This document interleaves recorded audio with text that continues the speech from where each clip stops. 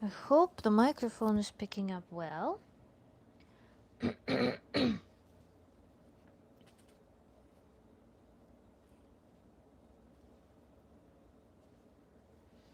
So, what are we up to today? Today I'm going to talk about infantilism. Infantilism in life, infantilism in relationships, and why, even though there is a connotation that infantilism is something related to childishness. Kiva, hello? So, infantilism. Infantilism versus embracing your childishness. Why does infantilism have this negative connotation? Why is it considered to be something dysfunctional? And when we in general think about what's good, what's bad, we usually talk about things that are working, something that's functional, something that suits, something that's appropriate in the moment, something that is useful. And something that is bad is something that's dysfunctional, something that is destructive, something that is not useful, not practical. So, in this notion, infantilism, having this bad connotation, means that infantilism implies some dysfunction. Now, if you watched my previous live streams, just a few live streams ago, we're talking about age anxiety, about FOMO, and how age is a totally artificial thing. Our concepts of age are artificial, and they're largely determined by our attitude, by our choices, by how we care for ourselves, what idea we have of ourselves, what choices we make in life. So it may seem like I'm nuts and I'm totally inconsistent because on the one hand, I'm there preaching that age is something that is a construct. On the other hand, today I'm coming to you and saying that infantilism is something that should be bad, something that we should probably not embrace. Thank you, Kiva. So what is the difference between being childish, between embracing this like active, curious, vibrant, playful inner child, let's say, childishness, and infantilism? What are the differences? And here, now we can reframe them as follows. If we are to write down what childishness constitutes, what infantilism constitutes, we'll be able to discern the two really nicely. This will be, oh, actually I forgot that I'm writing backwards, guys. So, childishness,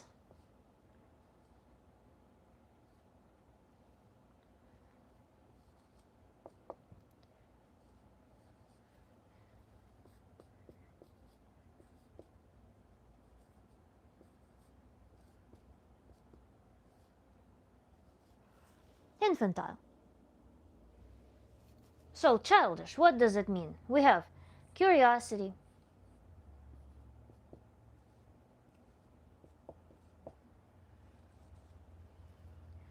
vitality,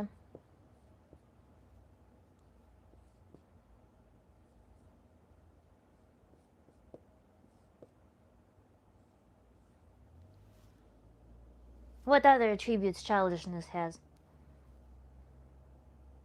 Learning,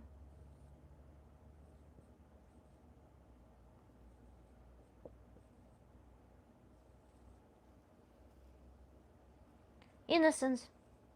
By innocence, by the way, remember in my previous stream, we're discussing what innocence means. Innocence comes with purity of experiences, because when we are not aware of what's happening, we're experiencing things that are most pure.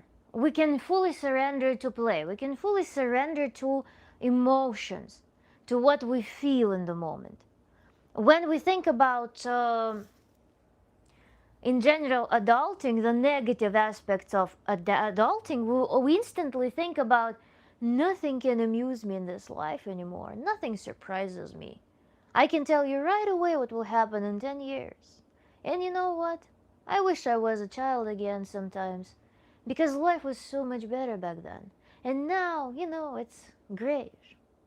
So that's unfortunately what happens with a lot of adults who don't embrace their childishness, their childish side, which comes with all of these things: curiosity, vitality, learning, innocence, energy. Energy can also be probably in vitality. What's the chat suggesting here? Pooping in bed, sure. I mean, that's rather, we're talking about early toddlers, so it's not necessarily childish. So innocence ties to inexperience. Yes, it can be, because experience builds us the something that we've learned. I know how this experience will go. So, for example, even you have first kiss.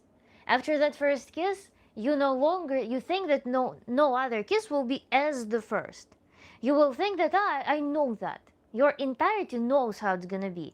So it no longer gives you those fresh, strong emotions, just as like first kiss gave you. First encounter, first taste of something, first bite. So, yes, it oftentimes experience makes people think that they are unable to recreate the brightness of the first encounter with something, which is not true, because we can totally work on that. Thank you for your kind words, guys. Are you left-handed? No, I'm right-handed. It's mirrored. I'm just writing mirrored. Innocence is the absence of responsibility, not necessarily. And we're going to dig into this in this live stream. Then, play. Let's do playfulness. Because, when I switched from academia, working with students predominantly, I worked with students. I worked in a creative environment. So the environment was conducive of creativity, it was demanding it. Then when I went from academia, I went to the corporate world. That's where the whole concept of play got completely destroyed, it seemed, because people no longer were playful, largely. There were some, like, here and there were some blips in the matrix, but for the most part, people were not experiencing this play, partially because they were overworked. A lot of people were overworked, but then also, for some reason, the whole spirit of play, having the attitude of play in life, leaves them because they have an idea of age. And this is a very important positive attribute of childishness, to be playful. Because when we're playful, a lot of the troubles in life, they become not so influential. When you have playful spirit, you literally tackle life as a game. And a lot of things, they lose their pressure. A lot of things, also another aspect of play is that during play, you can also remember that you have free will. You know those memes about remember that you have free will. You can eat pizza from any side. You can cut it in a heart shape. You can do anything you want. You can eat burrito from the center of it. You can sit in any way possible. You can sleep on the floor. You can wear anything you want. You can organize your life in any way possible. But in how many areas of life adult people lose the sense of playfulness? Free will. Yes, this free will comes from play. Free will. That free will spirit that gives people those choices, outside of the box thinking. When they're thinking outside of the box, a lot of things become just a fun experience. Now, if we think about infantilism and being infantile as opposed to being childish, what comes to she teaching us something? Yes, I am teaching something. We're discussing infantilism in relationships and in life, and I wanted to give some foreword before we go into the topic.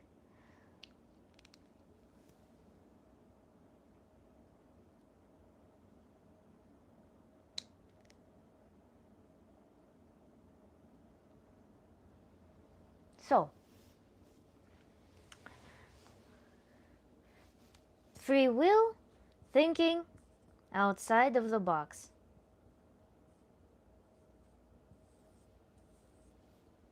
So these come with childish, keeping the childish spirit. Now, infantilism. Infantilism is a negative phenomenon. What do we know about it? Is an ability to take responsibility.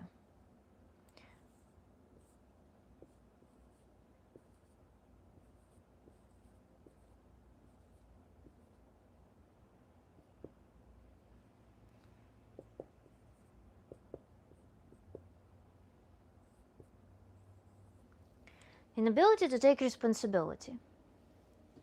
What does it come with? Cannot be a leader. When I'm unable to take responsibility, I cannot claim my gifts, I cannot claim my skills, I cannot claim my knowledge, I cannot claim my path. All of this comes with not being able to take responsibility. Inability to manage emotions.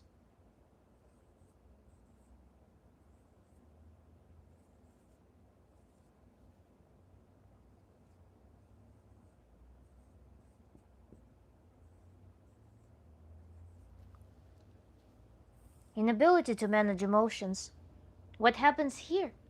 With an ability to manage emotions, I always need some adult figure to contain my emotions, like a child. Child of 3 years old, when their ego wakes up, when child becomes aware of their ego, when they start being aware of their will and desires, this is when they start being those children who scream at the supermarket. When they have some insane desires that they cannot satisfy, emotions that they cannot contain, that's where parent is needed. That's where parent is there to take responsibility, show the child that it's safe, show the child the boundaries, create that safe space for themselves, and allow them to experience what they're experiencing and learn some behavioral codes and how to gradually start taking responsibility and work with emotions through understanding what those emotions are. So these are the things that we put in infantilism. What else comes in with infantilism?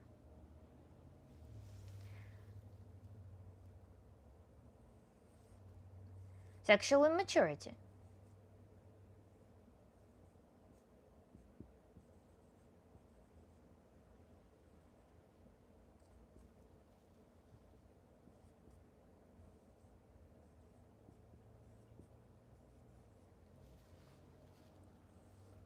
Sexual immaturity comes as a result of not being able to become the wholesome person, not being able to embody the adult sexual role. Because sexuality can be it has different stages of development. Sexuality develops from early childhood as the contact with the body, as knowledge of the body. When the person, for example, doesn't take responsibility, cannot manage their emotions, it rather comes with also inability to hear their body, to actually connect with their body. Because I fail at connecting with other things. I'm failing at becoming a leader in other areas of life. And this is not necessarily because the person is bad. Important thing is that these are oftentimes the consequence of early age trauma.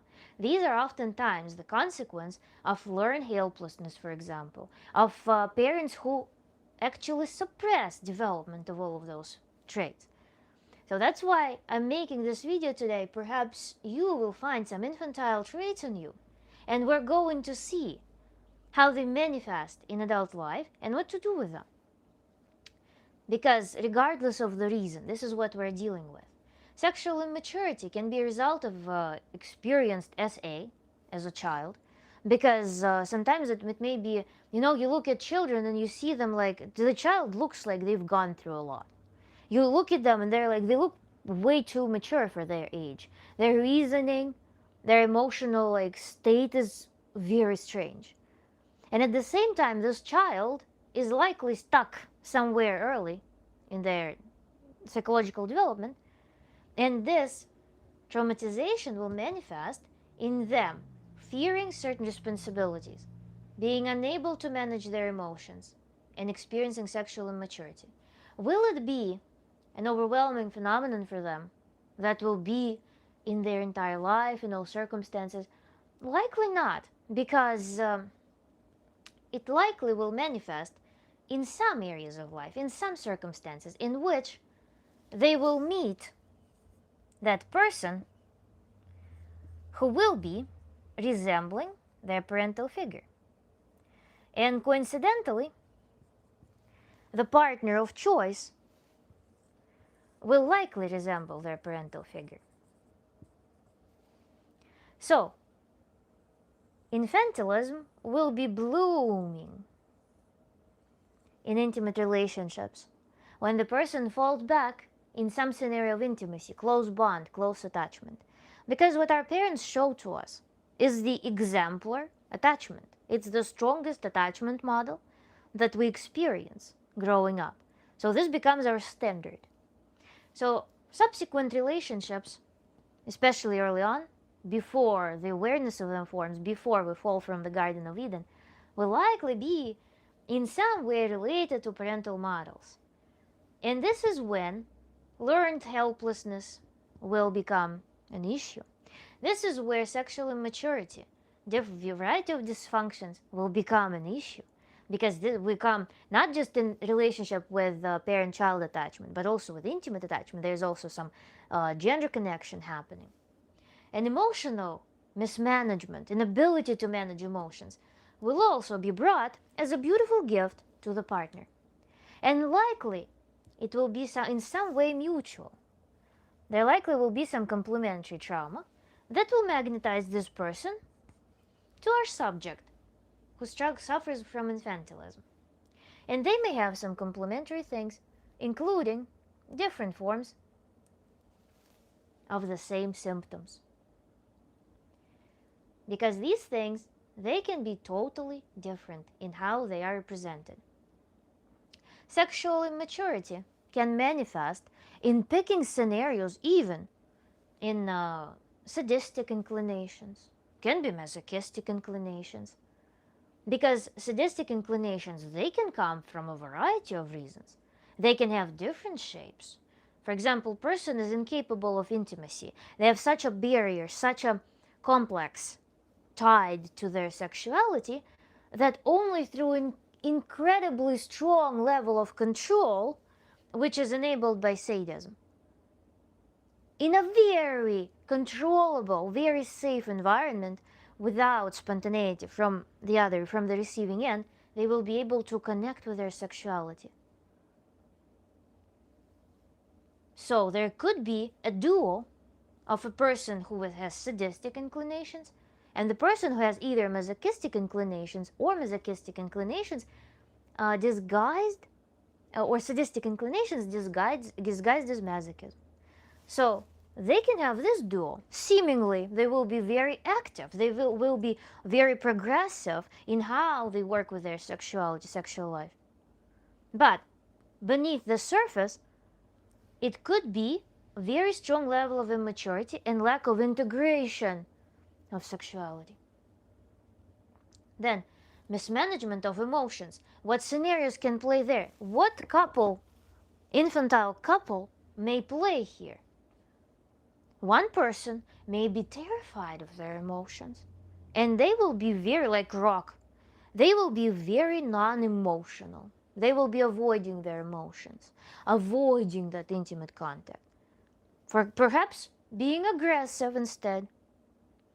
Perhaps being very like cold, very rational, or laughing at everything. It can be such. The other person may be straight out victim, crying at everything, and saying that, oh, you don't understand me, you don't hear me, you don't love me, you're just abusing me. So there could be a duo of very cold, very reserved person, or person who has very closed emotional world, disguised as sense of humor, sarcastic jokes, very strong level of irony, just laughing at everything, turning everything into something non-serious. And the other person would be the crying one, who is always in the bad mood, so that person starts joking, being a clown, for that always crying person, but beneath the surface there is a huge void. There's a huge lack of contact between those people and inside of them as well. So this is how this emotional mismanagement can play in this couple with infantile traits caused perhaps by some trauma.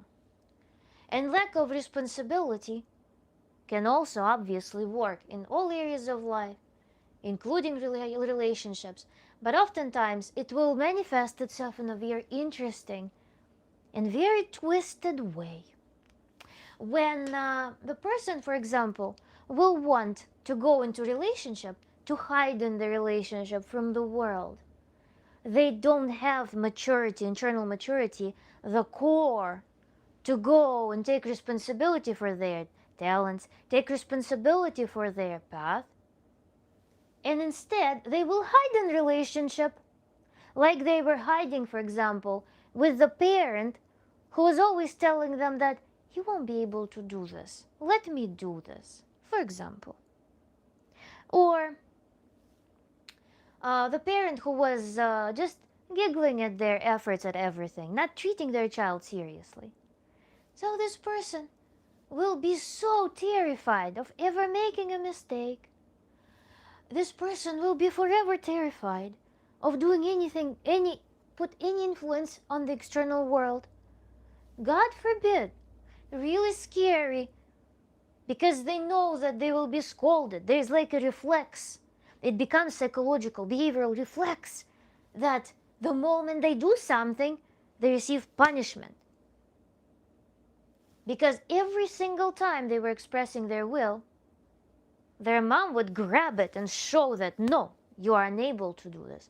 You're incapable. Go do something else that you're capable of. So they go in a relationship and they tell this person, my dear person, you're my everything. And they expect this person to satisfy the whole world. They want this person to take on the burden of satisfying them on every single level, even though they themselves might have huge potential, huge talent, huge amount of possibilities. Instead, they will be playing a scenario with their partner in which their partner is the whole world. What is this matching trauma? Who will want to be the whole world for someone? The person who was very small, who was invisible. This person was invisible. They want to be seen. They want to be seen by someone, validated, feel big, feel grandiose. So this person who doesn't want to take responsibility for anything in their life, and who chooses this person to be their whole world, their everything, this person was not seen. They magnetize to that person and they carry them on their back. They get tired. They want to throw them off their back because they also want to live their life. But they feel like they have to carry that burden of a person who does not want to take responsibility for organizing their life, for setting their goals, for outlining their path, living that path, taking actions in the external world, realizing their talents, realizing their needs, demanding their desires and realizing their desires. They will carry them.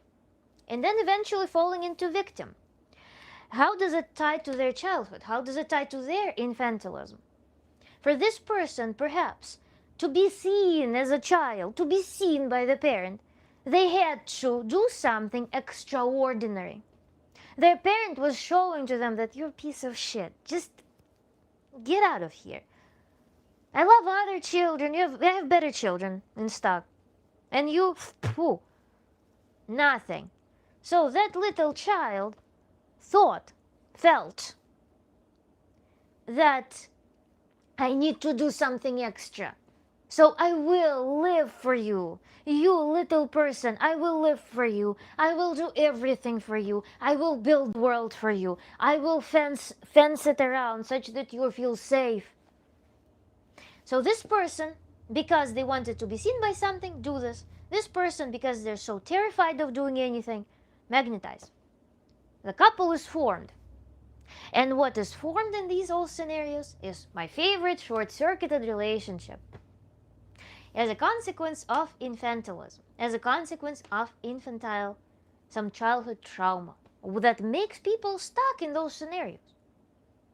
And what short-circuited relationships do? They know they don't receive an energy. There's no energy flow. There is a spark of energy from time to time, conflict, spark of energy that causes people to discharge because they're mismanaging their emotions. They cannot manage their emotions. So they just go through those pumps. Oftentimes, these relationships are demonstrative. This couple is not self-sustainable. Instead of going into the world and realizing the functions that people need to play in the world, instead of going and learning how to manage emotions, how to be strategic, develop intellectually, develop creatively, opening that flow of creativity, because those functions are not fulfilled, they short circuit and they need to use other people, they invite circumstances, they invite troubles into their life, such that they have something to experience those bursts, such that they at least feel something in this life. Only trouble makes this couple feel like it's worth living. Only the trouble. They hold on to each other. Their duo makes sense as a protection, as the mean of protection. They build shield from the world. Together, they form this half complete human that is geared to protect themselves from the world, not live. Any short-circuited relationship leads to which phenomenon? To exhaustion, to loss of vitality, inability to harvest, manage resources, inability to enjoy life, hatred to each other, because you fulfill something in some crooked way in each other. And that's never satisfying. Things that need to be fulfilled by a person themselves first, they will never be satisfied by another person. Another person is not the tool to satisfy something that the person needs to fulfill themselves. There will be parts of this duo that will hate each other. They will just hate each other. They will try to break each other, twist each other. Like, I hate you so much, I want you to disappear. And at the same time, hyperdependence. Hyperdependence. So there are parts here. It's like a broken puzzle. Imagine there is something with a void here. So there is a void. The other person can bring this. It's painful. It fills the void somewhat. But it hurts. It hurts. It wants to remove it. Because what people are seeking is this. Two complete individuals. This is an infinitely painful thing. This person feels like this was taken away from them. There is some dysfunction. For this person, this contribution feels not organic because it needs to be fulfilled from within. Only this person knows and has resource to fulfill that. This person was not meant to sacrifice this piece. It's painful. So, this duo will likely just sink, will be sinking, instead of growing. That's unfortunately a lot of people live like this. And it was my personal homework to perform through some trial and error to realize that. So I'm passionate about that because I know the way out and I know how it can feel in both scenarios. That's why I'm passionate. This is an incredibly devastating thing. Another good example here will be what? There will be a young girl, for example, young girl who has a lot of ambitions but feels, for example, lack of inability to be responsible for things. She, for example, grew up, her mom was telling her, her mom programmed her for this feminine infantilism. Like, you're just a beautiful flower. Just find yourself a wealthy man, and your problems will be solved, and live like a flower in the pot. This feminine infantilism. She ingrained that, but the girl is talented, the girl is capable, the girl is energetic. But she uses that mantra. She finds a man with resource, or the man with opportunity. And she starts eroding his brain. You must do this. You must be this. You must earn so much money. You must be on this path. You must give me this. You must give me that. You must grow. You must become wealthy. You must make so much money. Open this company. No, you're doing this wrong. You're doing this messed up. You should be doing this differently. You're just draining me, and so on and so forth. Whatever scenario there may be, there's a whole array of that.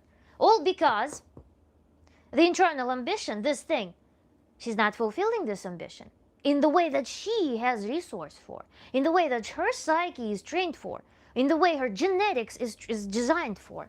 So she wants this poor guy to give up everything, his path, donate that thing to her, such that she appropriates it. What does that guy feel?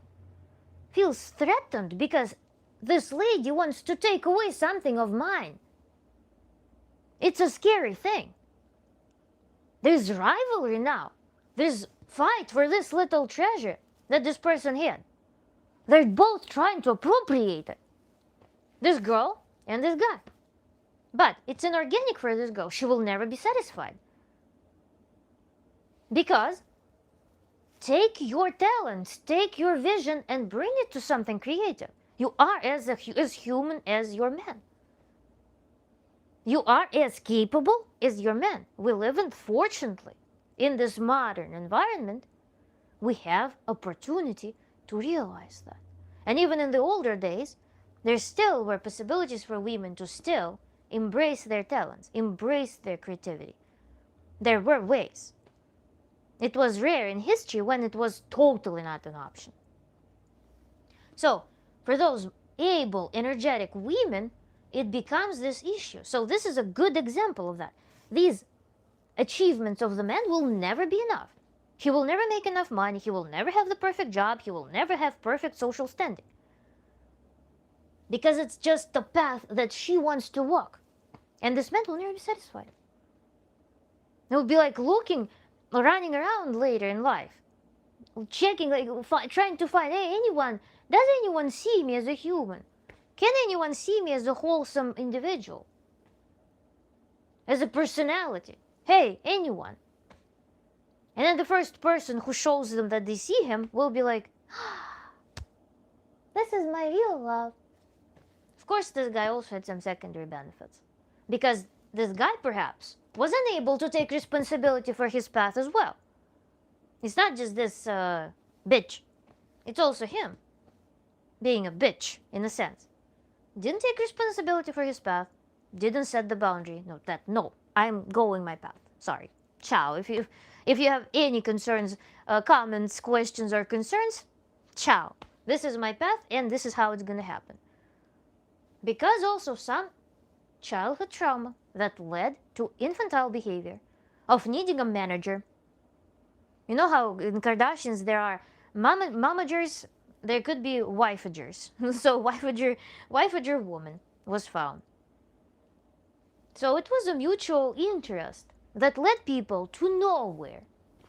That led people to just misery, hatred, and feeling of dysfunction. Some inside there is dysfunction. Because it's like transplanting an organ from a bad donor. That's what it feels like psychologically.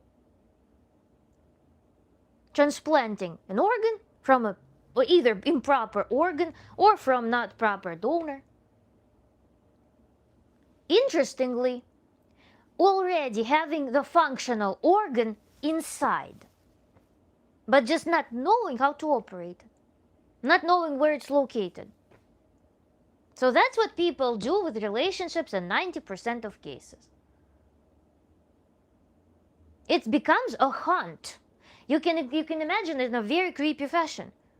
The person with this void, the void being that they're not connected with it. It's not an actual void. It's just something that becomes this blank spot inside. So there is this blank spot that I'm not aware of, where my treasure is. My own treasure is here. This is my treasure here. I don't know that it exists. I really want to access it. There's some vital force in this thing. I want to access this treasure. I don't know that it exists, but I see other people. I see that they have something resembling that. So in most cases, this like fervor in seeking the partner looks like literal hunt. Like I'm going for a hunt. Terrifying people. All this dating craze turns into hunting. Mutually hunting instead of joining together for a blissful, creative life. Wow. No, we are hunting for treasure in somebody else. Already having it inside, just not being able to connect with it. Let me see the chat. Oh my god, I said, oh my god. Ooh, my legs. Oh my god, how many messages. Zed Corpalfa, thank you so much for your contribution, I really appreciate it. How you feel about older men, younger lady? Thanks. I don't know about older men, it depends, because there are older men who, for example, carry, you know, I mentioned that recently of people who stay with me through all of my live streams. I mentioned that scenario in which older men will go to younger girls and they're like, I know so much about life. You know, it's not depression, it's wisdom. Yeah, everybody is the same. You know, you're lucky you don't have allergy to alcohol. When you reach my age, you will understand why I drink. I've seen that. Never again. Pledged right here. But there are older men who are very energetic. There are older men who are very vital, who organize their life in a way that you see that they're vital. Yeah, they have all of the outcomes of that. And that rarely changes with age unless person, for example, for some reason stops taking care of themselves, or unless, I don't know, something happens crazy. Usually it's people who actually organize their life in a very creative fashion. They take care of themselves, they take care of the environment, they are strategic, they're thinking, they organize their family, but usually those men, they're not desperately looking for women. They are usually interesting for women. So that's a self-balancing problem, because they take care for themselves. The age as a concept doesn't matter as much for them. And this is why they're more likely to be in demand. They're more likely to have good life. That translates onto the environment around them. So that's what I think about older men. But when there is this wisdom, I'm sorry, that is like wisdom disguising the self-sabotage, disguising some depression, inability, one of these symptoms. That's when I would probably be not so interested in even like in the friendship level, I would not be interested in communicating with such people.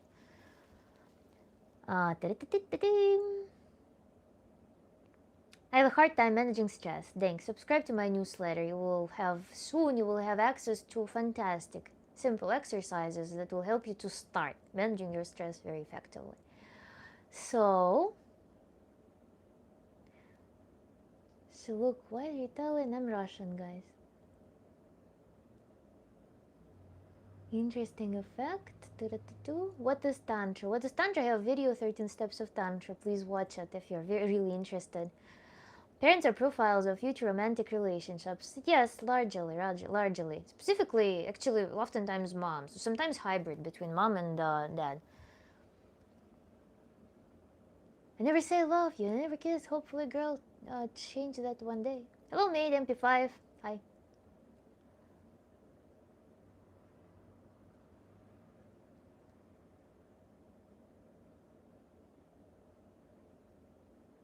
Definitely trauma involved from childhood that's affecting their adult life relationship. Infantilism is a sign of addiction. That's an interesting, yeah, that's actually an interesting point. Yes, effectively it turns into addiction. Addiction to people, addiction to substances, because failure to manage either of these, or difficulty managing either of these, will likely lead to some addiction. It can be addiction to sex, addiction to substances, addiction to people. Addiction to people being that you just feel incredibly threatened when you aren't in some close bond at all times. You always need someone. Like something happens to you, it just urgently need to dump it somewhere. That's signs of addictive personality too. The most beautiful Spanish Russian lady ever saw. Spanish, okay. Being the whole world for someone sounds like too much work in that sense. Yes, it's a really, really difficult thing. And that's, achievers and hyperachievers grow up into playing all roles, all functions at their expense. Because what happens also is it's a kicking victim role here. It's those systems, they breed those behaviors. Does she take loads of what? Timothy can relate to some of this. Hi, Chad. Nice to see you back. I erased our yesterday's conversation in favor of today's conversation because I felt like using whiteboard will be very useful. Have no desires, only fake ones. I've got my reasons. Would be nice if you elaborated that. She reminds me of the lady from Fight Club. You know, the actress is married to Tim Burton. I know that Monica Bellucci was married to Tim Burton, I thought, recently, but I don't know what happened. I always expect a perfect match, but that probably isn't realistic. There's always going to be conflict somewhere. Things to work on together. Why not? It makes perfect sense. Thank you, Maman. Who are you trying to teach, Squanchy? You, Squanchy. But you have someone to lean on when you're not your best. If you'll only just say that. How do they hide together? Here's messages, Tyler. The choreography is getting the points across.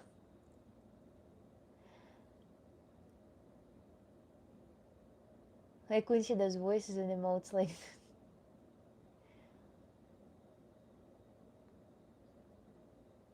That's a lot of expectations she wants from that guy. But that's actually in Russia, it's a huge phenomenon right now. You go in social media and it's like, well, they have those street interviews and it will be like, how much a man should make a month? Oh, well, to be with you. Well, a million at the very least. Yeah, a million. It must be a million. So that's something that's very prominent. So she's projecting her own ambitions as needs from her partner. Yes, because she thinks that she cannot satisfy that. Her parents were telling her, no, you're just a flower in the pot. Let's settle on that. And then she has ambitions still. I mean, creative spark exists in all healthy human beings. That's the property of our brain. Of course, there is natural variability. There is natural variability between different humans. And that's a normal thing. There's a vast distribution of cognitive abilities across human beings. But A lot of the people are entitled to the creative spark. And if there are creative desires, then those creative desires are better satisfied by the person directly instead of forming some bonds, some transactional bonds, because infantile relationships, they lead to transactional bonds. You give me this, and I will be doing this. But then those transactions, they're never sustainable either. They don't form stable system. Because the transaction is between things, the currency exchange doesn't work there. Transaction is impossible. The emotional trade is impossible because what's needed cannot be transplanted from person to person. There's miscommunication. The objectives of the relationships are not met. The expectations are so high, but they are. The banking system doesn't exist. The currency exchange doesn't work. Me, who appreciates well-dressed women reporting for duty, ma'am. Hello, Hippocrates. Welcome back. You can embrace anything you want. We men don't have to stay with you. Embrace. Interesting word. Embrace. I just come to accept that I'm just dumb as hell. The real term. Thank you for your manifesto here. Hippocrates. Where are you from? From Russia. Oh, that's truth. That's true. Nice. No such thing as desires, Poet King. I disagree with you. Why? Desire is a very natural thing, in fact. Everybody has desires. Every animal has desires. It's so hard to find a girlfriend, Henry Lambert says. You want someone new? Is that wrong? I mean, she makes some really good points. Thank you. I'm so, and so on. Steve, go find what you want. Hello, are you a therapist? I'm Tantra Coach, Tantra Therapist. Not a psychotherapist, Tantra Therapist. Do you think inferiority complexes and imposter syndrome, etc., plays into these types of people? Yes. That's a good point as well, because remember, I don't know if you were for that stream. We were discussing some imposter syndrome. Why people, I know people, many people who spend decades perfecting their skill. They're eternally students. They will be learning and learning, learning and learning, learning and learning, learning and learning. They will receive 25 diplomas in different fields. In every single different field they just won't be able to come out there in the world and start giving. Because fear of responsibility. Who is the judge? Who is the person who is the entity that prohibits them to do it? What sits in that head? That's something to figure out when there's imposter syndrome. Also, managing emotions also is a problem as well. Because if I, for example, imagine some hypothetical feeling like an ideal failure, I will go out in the world, I'll apply my documents, become, I don't know, a teacher or a doctor somewhere.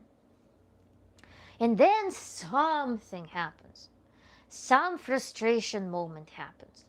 What will I do? The whole world will crash, and I won't be able to handle that. I cannot manage my emotion. So I better build a system that is fully protected, fully sterile system, in which I control everything, in which I will never experience any exchange with the outer world. It's like being a germaphobe, for example, and not going out because I can sound like super crazy OCD form of germophobia. I'll never go out because there are bacteria in the air. I'll just rather have, I don't know, UV lamp in my home where I can sanitize everything. And I'll be sitting in the sterile environment because there are germs. So that's something that, yes, does happen because person feels like they're unable to take responsibility, manage their emotions. Then I'm glad she said it's 90% because that's more believable. I don't know, I'm just bullshitting the percentages, but that's just from experience. That's like growing up watching people, then working with people. That's what happens. Thank you, Omran, so much for your gift, Shamrak. Knowledge applied helpfully is therapy. Lunch? No. Did you take psychology in university? No. I was doing self-studies. My university degrees are physics and engineering, material science, and so on. Thank you so much. Shamrocks are so pretty and refreshing, actually, looking. Damn, that's on point. Thank you. What's the X in German? Actually, second time I was called German recently. I don't know what happened, what chakra I opened that my accent started sounding German all of a sudden. Brian, hello. Thank you. Well, you're older than me. I'm 22. Yeah, I'm almost 10 years older than you. Hi from the US. Hello. Hi from the US as well. Yup. Thank you for your compliments. Kiva, thank you for advertising, for shout out for 13 Steps of Tantra. I dig the train conductor overalls. You see, I bought suiting fabric and it's bound to canvas. There's lining inside though. The canvas can be seen only from the skirt. And I crinkled this fabric on top of it and I stitched it to make it like... That's how I made it. You shouldn't be giving advice or teaching anything. You're little more than a pretty face. Jimmy Shen Kushi. That's a valid opinion. Thank you for sharing it. Older man, how old are you? I'm 22. You're devoid of substance. Jimmy Shen Kushi. Again, thank you for sharing your opinion. Jimmy, you watched her for 10 seconds, bro. A fool knows even, a wise man knows nothing. Age is only a number. When you take care for yourself, when you actually live up to, some people will say that age is only a number, but they don't live up to that statement. Age is only a number when you actually accept it as a truth, and all of your actions prove that. Meaning that you treat your body like it's a young, vibrant body.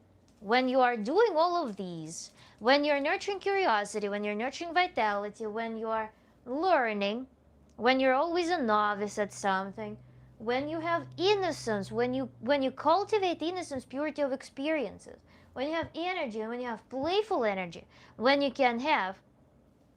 What is that? I forgot. When you have free will and thinking outside of the box. When you live up to these things, then age is a number. But when it's a person who suddenly realizes that age is a number, then they still need to do some work. That's why it's important to translate this understanding into actions in general with everything. The world is changing, life is changing, we are changing through action.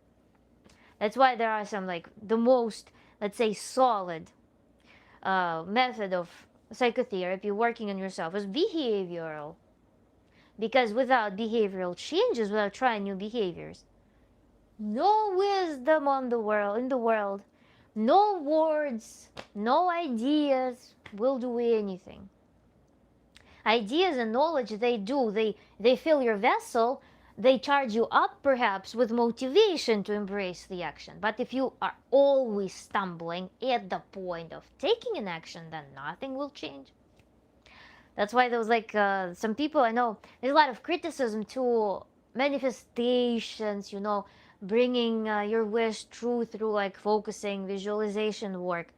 A lot of people don't understand that oftentimes teachers actually encourage you to come to an action. In Tantra, in fact, when we do meditations for activating energy, for finding the resource inside, for actually jump starting yourself, those meditations, they always have an action in the end.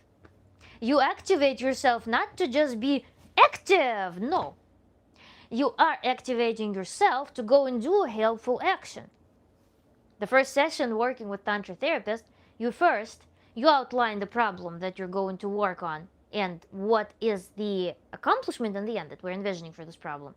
And then, first, maybe second session, we're building the framework of what we want in general, the desires, some like actions.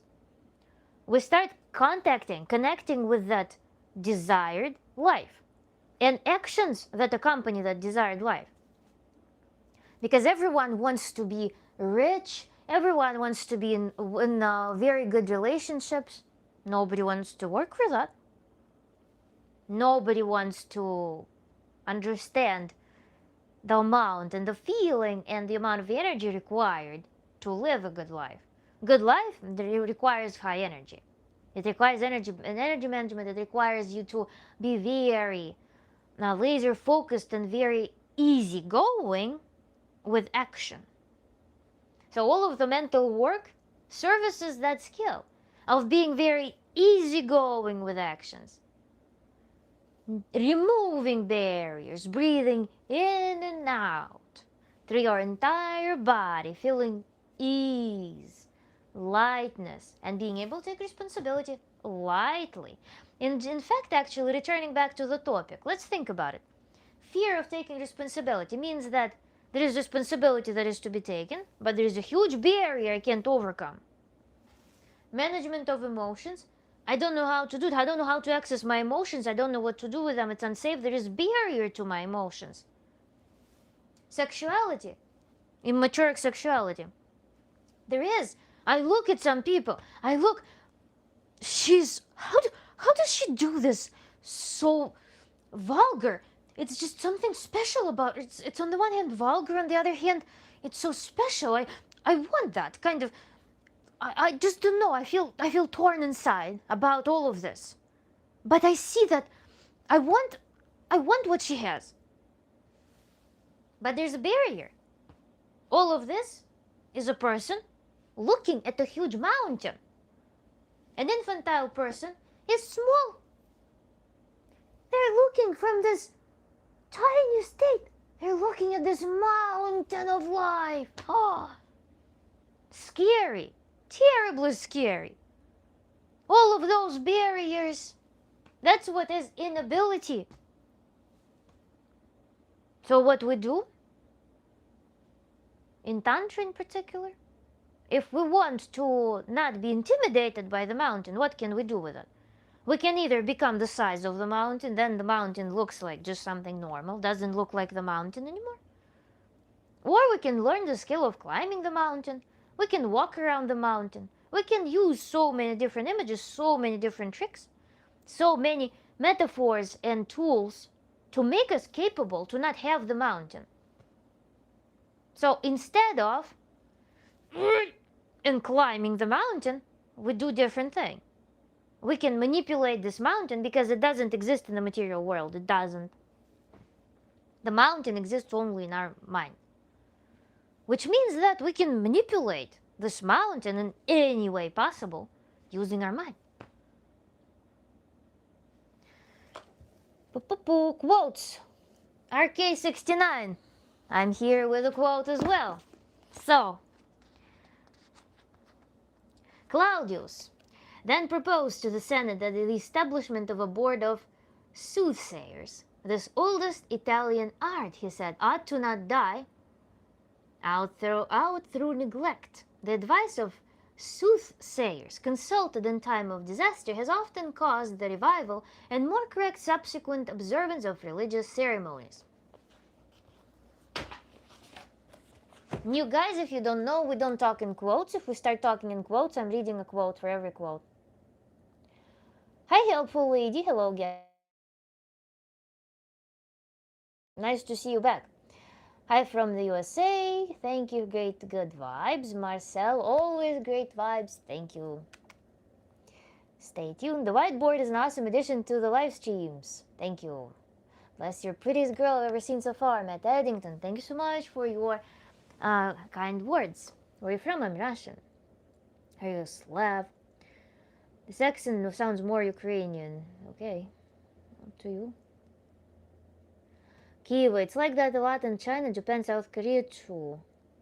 I've seen those videos of some women saying 1 million at least is what they expect. Now that's partially comes, this whole training of women to be this way comes from also economic reality. We cannot dismiss that. So when acquisition of resources becomes an incredibly difficult thing, at the same time there is seeming access to high amount of resources in the air. That's what creates this thing where I don't want to be a peasant, even though like for many generations I've been a peasant. I want to climb the social ladder because there is a carrot on a stick in a way. But at the same time, there are cultural constraints, conditioning, and so on that prevents women from just embracing their path. It all also boils down to, again, I guess what I'm teaching, my content is not for every person, perhaps, because my content is for people who are taking a little bit different route in life, as opposed to safe, comfortable route that is glorified in a lot of societies, where you are servicing the community, which community you may not even know what community it is. You are trying to be a useful person, be a kitchen expert in geopolitics, and so on. So that's perhaps something not in that line of thinking, but yeah, that's girls exhibiting that is of course the consequence of social situation as well. You're right, the person was molested 7, but it's like women think they can do wrong. I was too young, it kind of messed me up. Yeah, Antonio, that's an interesting thing to observe as well. It's a relatable experience to me as well, because even though like nothing particularly there was one terrible thing that was in my life, but then was something less terrible, and that was actually something helpful, paradoxically helpful in my life, but also associated with this interception between the adult and the child. So that's something that causes sexual immaturity oftentimes, because you're being forced into the world which you are not ready for. At the same time, those things, they make you feel special. There is a second side to that. When an adult picks you out of everyone, and that usually happens because the child does not receive emotional fulfillment. Child does not receive love, support, safety, security in their family. Some adult comes and gives them that. So the child suddenly feels like they can trade their body for some emotional experiences that they're so essential, but they're devoid of them in the family. So that's what happens. And because there's such a strong link that there is something that I can give in this realm that makes me very special, at the same time, it's very stressful. It's not something that I want to do. This strong conflict creates trauma that kind of freezes the child in this realm, in this state. And lasting effects can be, for example, the child growing up can start trading their sexuality. So the adult will be trading their sexuality for affection. They will feel like their worth is here. And then there could be concerns with the body image. There could be concerns with being just performative, always being like you lose contact with yourself. You feel like you are just a good. You trade it for feelings, but then those feelings, they never satisfy you regardless. So it's a very hurtful thing. And some people, they go as far as earning money from that. They feel, for example, that their body is to such extent not worthy as it is, that money is more worthy. The attention that they're getting is more worthy than their body. So they create this abyss between their mind and their body. And of course, that leads to catastrophic events later in some cases.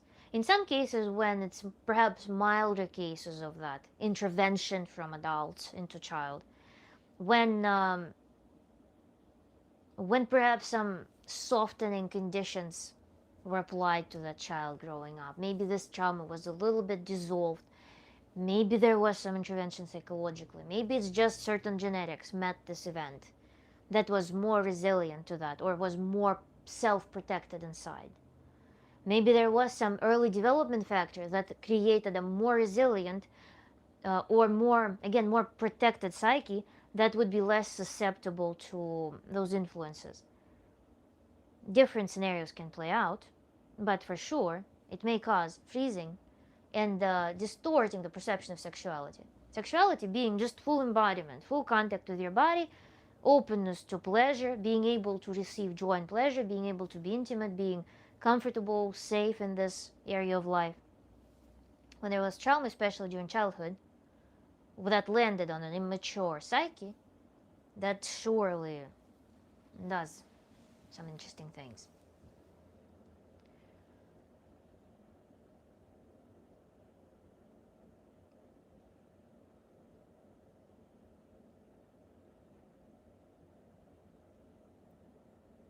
Awesome gifts are being sent. Yeah, shamrocks were very pretty. Thank you. Ruben, thank you so much. Omran, hi. I believe the age is only a number statement equivalent to burying your head in the sand. With age comes experience and appreciation, elevate insight and reach. Old age or treachery will always triumph over youth and skill. I don't know, because not everyone matures with age. There could be people who are much more introspective, analytical, who will be much smarter in life and much more aware than certain people who just live in cycles, never learning anything new. They just go in this carousel their entire life. The only thing that will come, it will be that they just wear themselves down. Wear and tear, that's what will come with age. So that's why it's important to embody this notion and experience. If you just judge by age, if you judge the experience and the wisdom and attitude by age, there's no correlation. Oftentimes, again, as you gave this illustration at the beginning of that old wise man, only fatigue comes instead of actual experience. Remember, we were talking about the well, the satanic well that a lot of people fall into because they acquire enough knowledge and experience to just be miserable. But they don't want, because they're so wise and experienced, they don't want to embrace learning, curiosity, to keep developing, to actually accumulate more knowledge to get out of that satanic well. So that's what usually happens. It's more about manipulating chance and serendipity. Attempt to be young in their mind, they're denying their true talent and what they had developed, that they have developed through age. It's also, I mean, the world is changing rapidly. You always need to adapt. If you freeze in time, your skill and everything is irrelevant.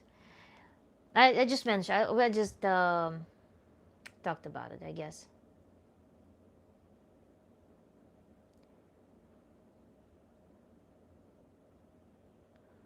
Cool, a new quote. This time, Madam did mistake.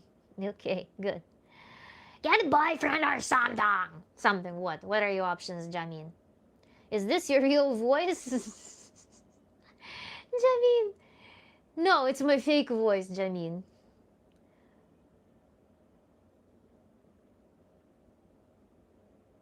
I just put it on, you know. I put this voice extensions for the live streams.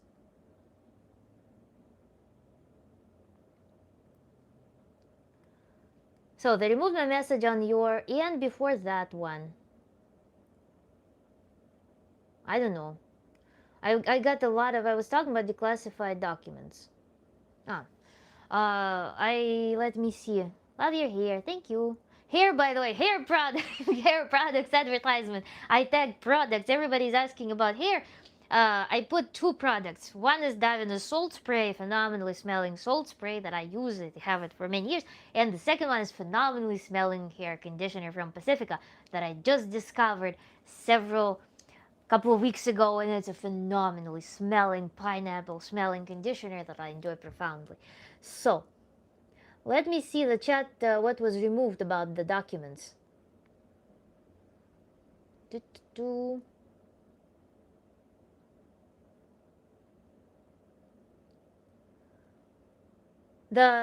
the classified docs and manifestation studies, it's real to a certain extent, but not in the way scammers say. It's scammers usually, what you perceive as scammers, oftentimes they perhaps don't make an accent on that, because usually if you go and start learning about those works, then it's usually always open to action. It's pretty silly. Sometimes, I see the reviews or debunking of things because, I don't know, just psychology of debunking and how people perceive different people is interesting to me. So debunking videos, they always make this serious face and they're like, but it doesn't work like that. If you meditate on something, it just doesn't become a reality. You just can't manifest a house by meditating. Of course you can. Nobody says that you can. Buy the ananas product and the sea primer spray. Yes. Sea spray, by the way, is super cool. If you have, if you want to make a bun, you just put sea spray on and then make a bun. And then it becomes very fluffy and cool. Tony, thank you. So, nobody says that it's just gonna work like that. It's going to build your, first of all, how we do in Tantra, we build a dominant, because, for example, you have your cycles in life, right? You're running around and running and running and running on the same thing. You have like 3 scenarios, 3 automations, 3 default things. Okay, if I'm in this mood, I'm going to talk about this bullshit. If I'm in this mood, I'm going to talk about this. If I'm in this mood, I'm going to talk about this. So we have like 3-4 scenarios, usually automated. In Tantra, we're looking what else can be done and what you actually want. Because your path goes there, your desired path goes there, but you're in the carousel, you're riding the carousel over and over. So we need to build this path. So that's what we do. We reinforce this dominant, because all of those 3 scenarios, imagine how many times you exercise them. You exercise them daily. Just like over and over and over and over. It's like having a burnt pixel on your screen. It's so ingrained at this point, it's just burnt into you. So it's the easiest thing to access. So when we do the Tantra work, whatever it can be, you need to solidify a new concept that does not necessarily belong to your current life. So you need to do it, yes, meditate on it, focus on it, like see it, create an object, people do vision boards, people do whatever they do, ideally connecting with the body, also getting it into the body in different altered state. For example, when you're on adrenaline, in Tantra we practice when we're on adrenaline, or when person is orgasming, they can put this thing in their mind in some slightly altered state of mind. Then in meditations, and you just burn it into your cortex as well. I wasn't calling Tantra a scam at all. I was referring to manifestation books saying they can manifest being a millionaire, like you were saying earlier, is bullshit. You can manifest feeling like a millionaire. That's I'm not saying that you were calling me a scammer. I'm just saying that sometimes it's perceived like a scam because people don't advertise that. Basically, marketing works in a way that I want to give you the magic pill, right? So this is what marketing does. If you tell people that this on the gym advertisements, they won't be showing sweaty people who are with some messy hair with excessive weight. On the gym photos, they will put someone who's already fit, perhaps even synthetically fit. Not even fit, but very shredded. Because it's marketing. You need to sell something that will ignite some idea. And actually you can take this principle and use it for your advantage in general when you are trying to change your life, build something. The goals and ideas and desires must be exciting. Remember how we're talking about people who cannot embrace healthy lifestyle. Why would they embrace healthy lifestyle? Healthy lifestyle, having some dietary restrictions, going to bed in a timely fashion, taking care of themselves, doing all of these extra things that are outside of their comfort zone. Why the F would they do it? It's for to see some number on the scale, to see certain figure. They don't feel that. It's something there and then and not so valuable. It's a tool. It's a sewing machine.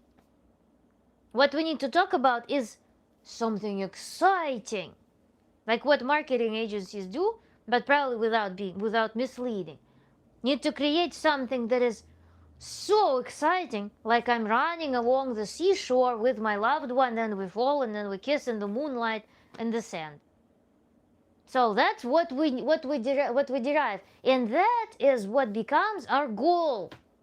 And achieving that goal perhaps entails taking care of yourself, like we were talking about actually yesterday, Chad.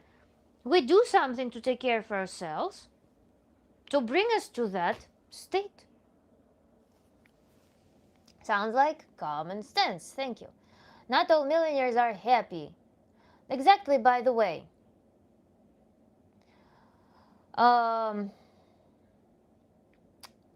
Millionaires and happy, yeah, it's a fair statement. Sometimes you realize that without creative flow, without capability, without the exercised skill of enjoyment, the muscle of joy, meaning receptors being capable of that, body being capable to producing joy biochemically, without that, it's just a dead end. It's a race to nowhere. Like, okay, well, you can buy certain things, but you cannot buy the feeling of experience. You can organize the experience using money. You cannot experience the experience using money. That's the big difference. You can organize any framework for your experience.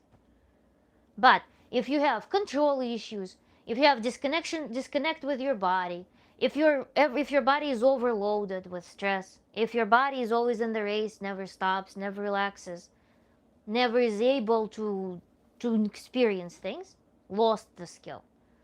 Especially if you were in the race making that money, likely you're conditioned to quite the opposite of happiness, quite the opposite of feeling the experiences. So you can organize anything, you put yourself in that box, and it just emphasizes to what extent miserable you feel. Even in the most ideal scenario, when you don't need to think about anything, you pay personnel to cater for you, to cater all of the services that you need. The only thing, actually it's a really great illustration, the only thing that you will need to do in that circumstance is experience. Just give in experience. Doesn't work like that. They can't sometimes. They just can't. Actually, in Tantra, there are several protocols for different people, different cases. Protocols in general, 13 steps of Tantra gives you the outline of everything. But there are also protocols for different typical scenarios. One typical scenario is a type of clients that had it all. Elon Musk, for example. Elon Musk has everything. He had it all. He takes ketamine because he can't manage his depression. Twice a week, every 2 weeks, he takes ketamine to cope with depression, to not feel depression. That's typical Tantra client.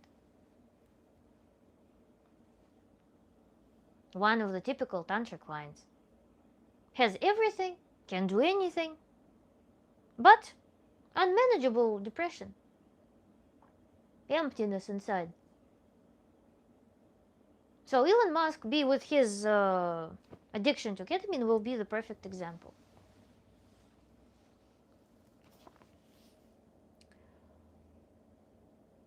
Millionaires have lame personalities. Why would I want to feel like them? Not all of them. Very good points, thank you, Kiva. I mean, maybe I'm not so great either, but I'm just saying. You're cute, thank you. Health is my wealth. I never had any money, never will, don't want it. Sure. Reminds me of saying money doesn't buy happiness when I think about millionaires. I'd rather be well off than be a millionaire. Too many eyes on you and all that. You can buy privacy, I think. But yeah, actually what I want to say is that you buy this shell, it only emphasizes an ability because, I mean, you're a smart person. You acknowledge that. I organized the perfect conditions. I have some pretty girls around me or pretty boys around me. I'm in the middle of the most beautiful sea. I have the best, I know, champagne, I have some appetizers, best food. All entertainment I want. I can invite a musician, my favorite performer, to my yacht. Make them sing like a monkey to me. I can't experience it.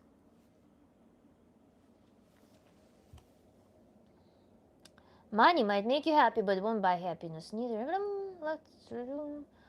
I'm a forklift driver and machine operator and drive a roll-off truck when I empty the various dumpsters at work.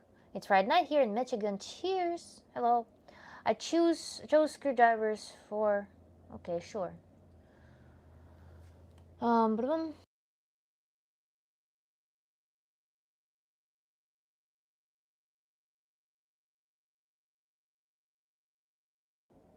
It's like knowledge is something you know, and wisdom is believing is what you know. Pretty identify... Sure.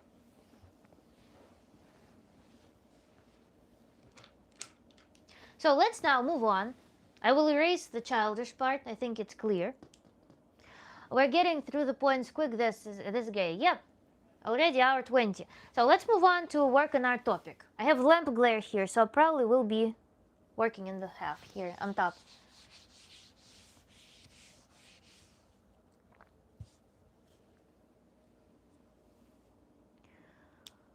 So what we are tackling here. There is a little person. They think of them as little. This is their perception of themselves.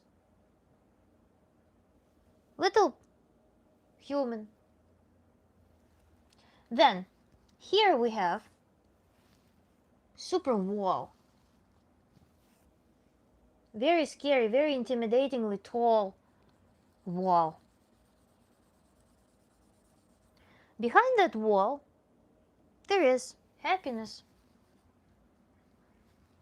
There's happiness, there is love. There are achievements, dreams, money.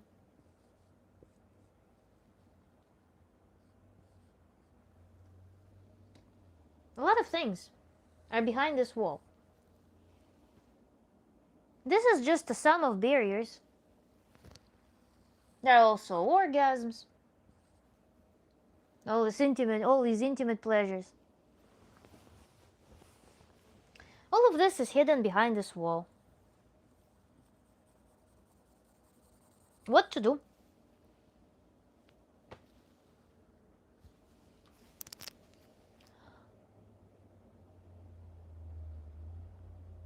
What do you like to do for fun? I do everything for fun.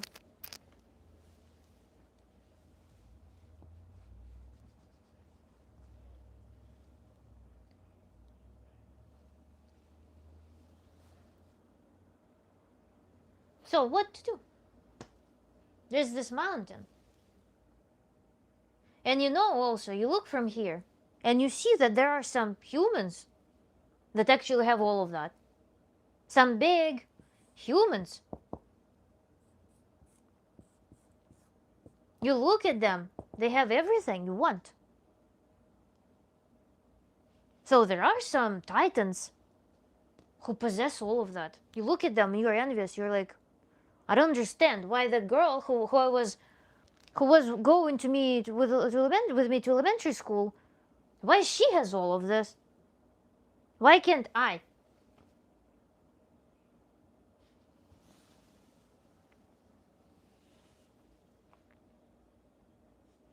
So what does this wall constitute? Those barriers. What's inside of it? What is its substance of this wall? Isn't it odd that choice makes happy and yet also can make us sad? Perhaps. Depends on what we're talking about. I would dig a hole through the wall. Dig a hole through the wall, so it's kind of brute forcing it. What does this wall constitute? When we start working, for example, a client comes to me and they're like, I cannot access my happiness. I cannot achieve love. All this time, like in love, I seek, for example, validation from my partner instead of loving. I always in the relationship in which I want to feel validated. I want to control my partner because I feel some like unease. Achievements. I don't feel like I can achieve anything. I'm scared. I don't want to be doing all of this. I need to be validated. I need permission to do all these things. Then, what was D? Don't remember. Then money. Money, I have some, but I would want more perhaps. Sexual things. Sexual things. I don't know, sexual. Go into relationship. First few dates are fine, then sex disappears. My partner starts treating me not seriously anymore. I feel like just, why do we live? We just started dating, but we live like we've been married for 20 years and we lost all interest to each other. Which 20 years is a myth. So the person brings these issues, the whole assortment of issues that come from these factors.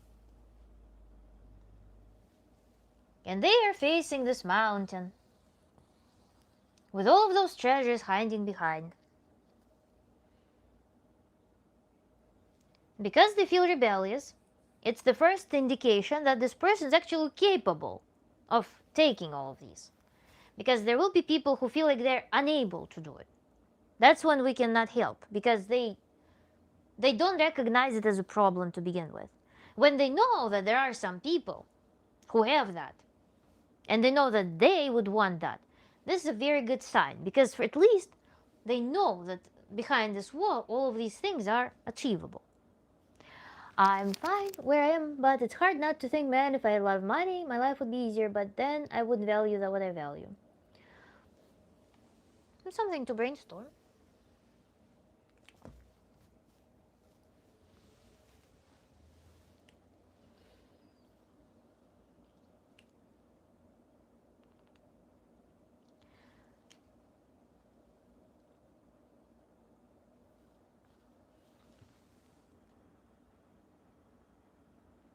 That's no fun if the spark is gone so quick. But it happens if a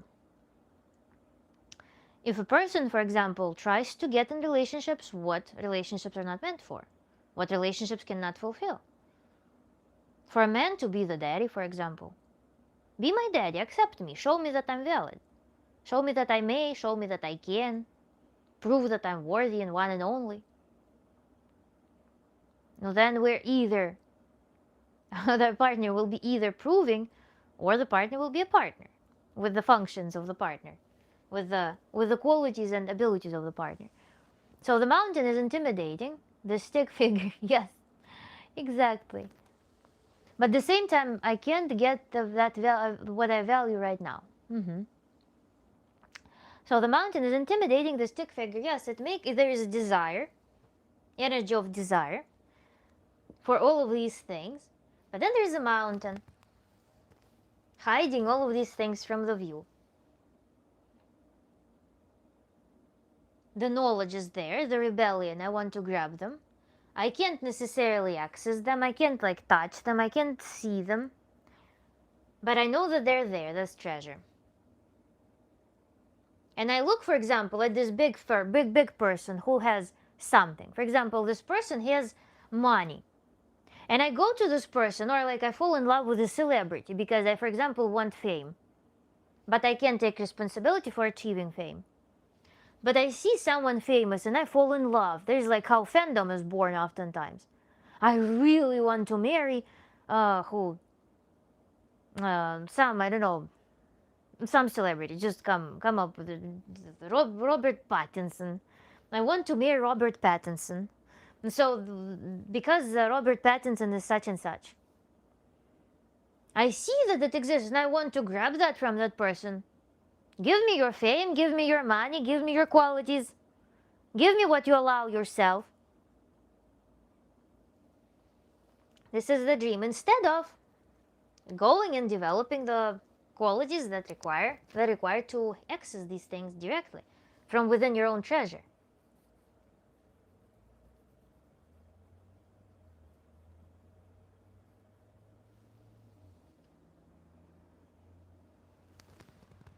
The mountain exists only in our mind. And it's, how can we work on that in Tantra? Let me show you. If we go into meditation, for example, the person will have more prominent issue. For example, they will be in a very painful bond with the person. That's actually another aspect why it's important to be in relationships perhaps with different people, because the person will be showing you perhaps the most painful representation of either of these traumas that are inhibiting you in life. So if, for example, you enter the love relationships with someone and there is such a hurt that your partner doesn't want you, your partner wants to care for you, but at the same time will limit you, control you. So the partner controls you, proves to you that you are incapable, doesn't want to be intimate with you. So you feel this hurt that in intimate plane nothing works. In relationships I feel diminished. So we can start, the client comes to me and we can start working on that, because that's something where it hurts the most. Remember in the stream how we use people fixing something that people show to you, some like prominent issue that some people show to you in some repetitive fashion, in some relationships that you are recycling over and over and over. Or absence of relationships as well can also be equally hurtful. So we go to this most painful thing, which can be a relationship, and we start unfolding from that. So the person goes into some internal world, and we feel in this thing, how can I access that treasure? We go and start journeying. I had a fantastic experience with my client. Fantastic experience. We found a way to journey out of this feeling of intimidating mountain, just intimidating thing that was bothering. We found a way that in the psychological plane, turns out it was not an overwhelming thing like this, and the person is little sitting here, surrounded by this problem. Tiny, little, helpless. We found out, and this is the problem, mountain, whatever. We found that this mountain actually has its own room. And this room has a door. And the person can walk out of it. Turns out that this room was a tiny little bunker in the middle of a huge field where all freedom, all mental freedom exists. Where all resources exist, all psychological resources exist. So in the meditation, we journeyed out of the room with an overwhelming, scary problem, so big, unable to handle that. Suddenly we come out and we see that, oh, I actually live in the whole world, 360. I can breathe outside of my problem. I can find resource outside of my problem. Then what can be done? This is step one. What can be done, for example, with the aspect of immature sexuality? Because again, often I will reiterate this thought, other people will oftentimes show us the most hurtful facet of our problem, with problem being infantile in general, but in relationships, for example, it will be most hurtful. What did we do next? What to do, for example, with immature sexuality can happen due to a variety of reasons. I'm not minimizing the impact of having an SA event as a child. Having, for example, there are fascinating cases of when women, for example, because of internalized misogyny, because of generational internalized misogyny, they will be prohibiting their girls to embody their femininity. Girls can be shamed early in puberty to develop. Some mothers encourage girls to slim down during puberty, non-physiologically, because mother is unable, she has hurt femininity, she has undeveloped sexuality already, she sees that little girl, she cannot identify safely, she cannot coexist with a growing woman with vibrant sexuality. She'll be doing everything to put this little bitch in her place, i.e., prohibiting her to grow up, to develop, to grow breasts, to grow hips, to be comfortable with menstruation, to be comfortable with receiving attention, to be comfortable with her emotions, with her desires, with her sexuality. So mother unconsciously will be suppressing this girl. No, you will be covering yourself up. You should not do this. You cannot do this. Better slim down, control what you're eating. Cover up, cover up. It's gross. Or there will be some very nonverbal things as well happening. Some glances like, behaviors that intimidate a girl to actually embody her sexuality. Very common thing.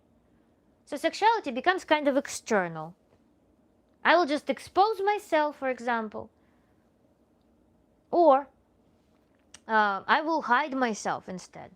Completely suppress it. Or I will make sure that femininity, that being a woman, brings me pain. So in those cases, sexuality becomes immature. In men, for example, the trauma can also happen as well. Can be anything, being molested. Then introduced, for example, by friend circle, being introduced to certain practices, certain ideas, shaping the image. Being addicted to a black and orange website growing up can also breed certain dysfunctions and fixate the person in some immature scenario. What to do? We need to create an image of healthy, mature, embodied sexuality. This also can be done through tantric practice. In 13 steps of Tantra, one of the steps introduces the divine union of feminine, masculine. Whatever you define it, it's fully custom. You face that union. Beautiful. It's your mind produces that. An incredibly beautiful, divine, the purest ecstasy of the union of two people, man and woman. Or if you are non-heterosexual, then divine union of whatever duality is acceptable for you, whatever duality you imagine. It's inclusive. So you watch that, you connect, you create the purest form of it. You can even do it, we did it through parents actually, through parental figures. We put parents and turned them into, through this idea of this divine union, we turned parents into their most supreme shape, in which they are capable of exhibiting this mega, pure, beautiful, vibrant, ecstatic sexuality. And through their contact, we watched the process and then conducted initiation, the permission, when that mother figure that is fully healed and that we fully heal through this meditation in her feminine, this mother with this image, you're watching that. In your meditation, you're fully connected with that. You're creating it, you're fully connected with it. It's your organic thing. It comes from your psyche. This mother gives you initiation, allows you to embody this thing in the most supreme way you can imagine for yourself. In the purest, most positive, most body positive, emotion positive, sexuality positive way. You get introduced to it, you get initiated, you receive permission in the words, images, and processes that are native to your psyche, that are most comfortable to you.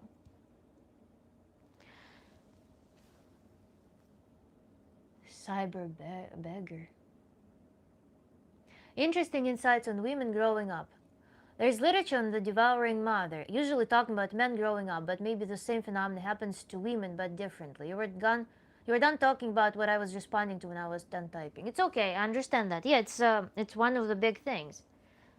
It's very challenging sometimes for a mother to handle another woman growing up, because women oftentimes are the source of desire. Women are the source of vital force.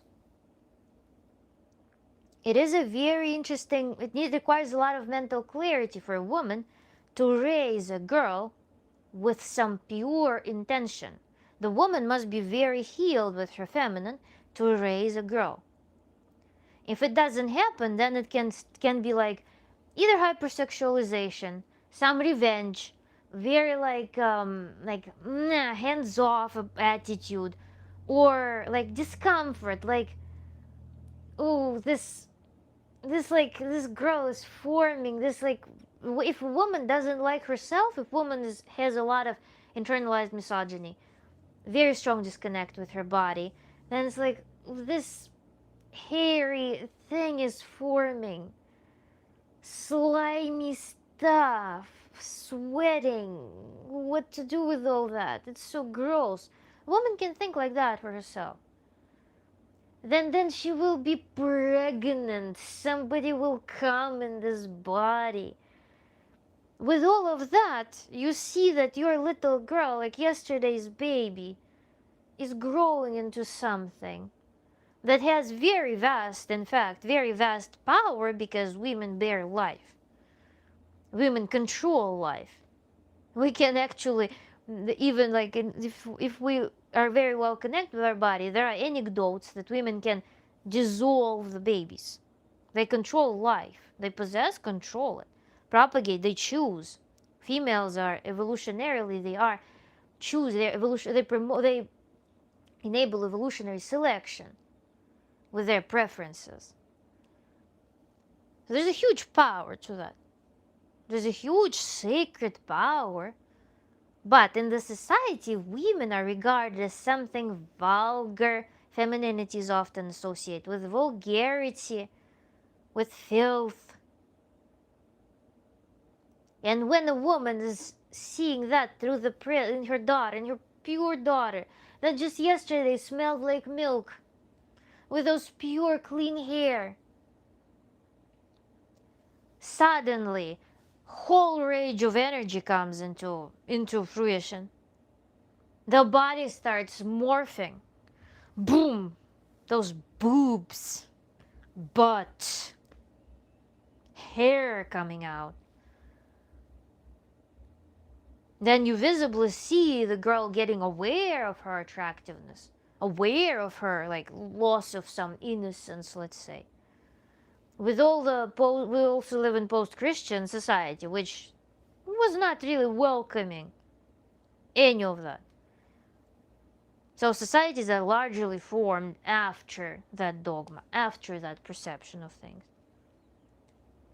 And so the girl grows up. Mother may be trying to protect her even from her femininity.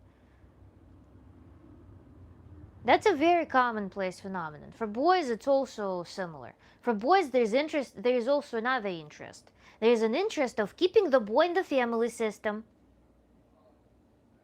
such that the boy is my husband. This is my ideal husband. I'm not gonna give him, because it's the husband that I control. And that's another problem, yes, for boys. But for girls, this rivalry, also think about the fairy tales, Chad. Cinderella, Snow White, there's always this motive of stepmom. Because stepmom, evil stepmom, is someone that the girl can conquer to win, to become the next generation, to become the next woman. With mom, with maternal figure, it's kind of considered like evil thing to do, to step on top of your mom in this chain of generations and live your life, enjoy your life, breathe, create, fuck. Need to step on that. So those fairy tales about initiation of girls, they metaphorically talk about that there is this evil part of mother who does not want to give up her rule, her reign. But they're portrayed as stepmothers, such that we don't feel pity, we don't feel conflicted about that. Let it be evil stepmother. But this evil stepmother exists perhaps in every woman. And that's how it enables cutting this umbilical cord. Enables the girl to have this rage to claim her spot now. That mom, your time was back then. That's how we perceive it. Life is always ongoing. But in this hierarchy, mom, it was your turn. Now it's my turn. I'm grabbing it. So through this practice, we can do it not aggressively. We can do it through permission. When we look at the mom embodied, when we look at the mom who accepted her sexuality, when we look at our mom who's fully healed, who is in the partnership that's fully healed. And this meditation can help us receive this permission.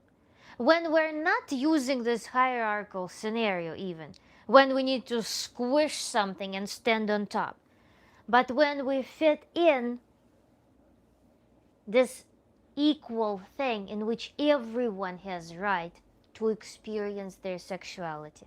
It's much more healthy, much more wholesome way, in my opinion, to claim this feminine role, feminine life, where sexuality is beautiful, when sexuality is natural, organic, healthy, when it's not transactional, when it's just a part of pure life, because there's no conflict, because there's some unconscious thing that I will be having. For example, I will be intimate, I will be happy in my relationships, but my mom, she never was happy in relationships.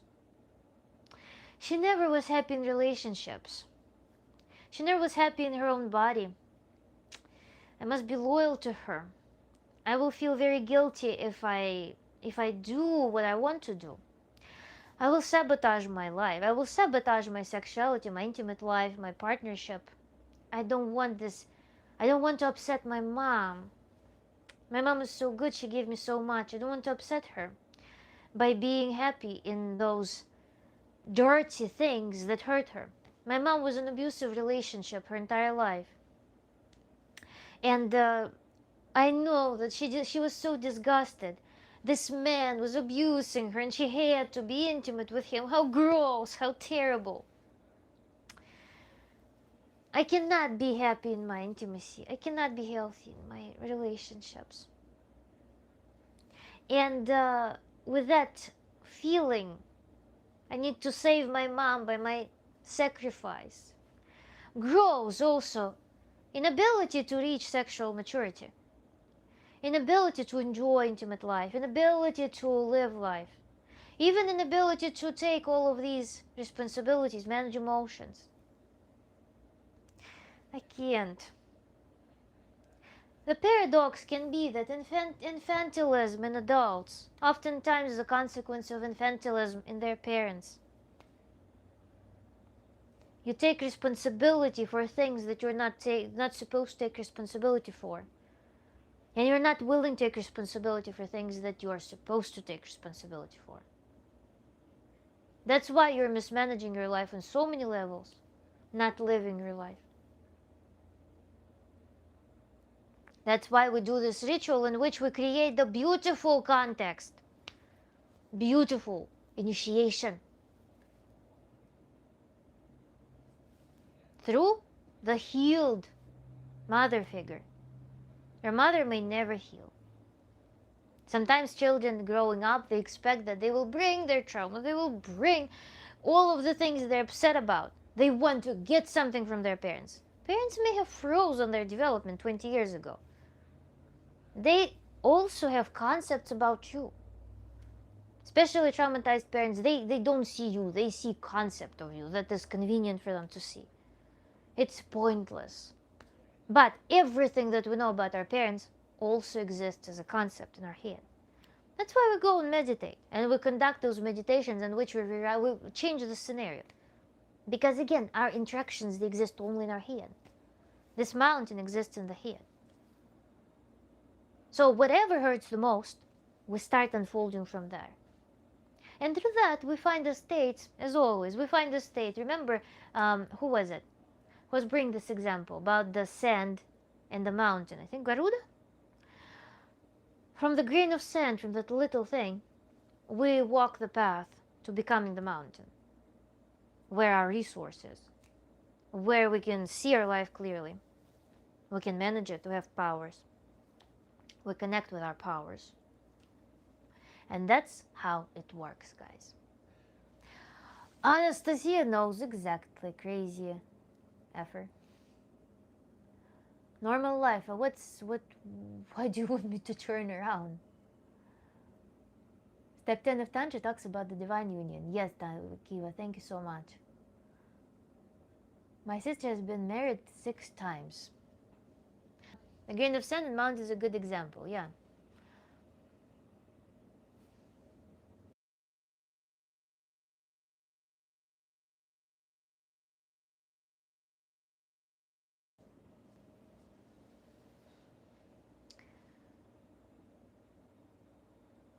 So, questions, comments? I'm kind of done with a huge block right now.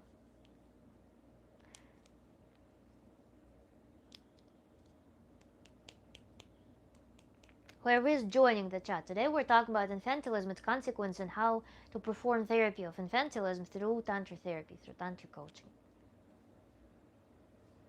If you just joined, there was a huge block of information. We're already here for 1 hour 50 minutes, so do you have any pets? Yes, I do have pets. My pet usually comes after 2 hours, after 2 hour mark, so you will see him. I only remember certain titles from the steps of Tantra, not trying to sound like I know it all Tantra community. Yeah, I have my notebook with me. I can recite them. Where is it? Yeah, so step 1 is our goals, then step 2 is materializing, then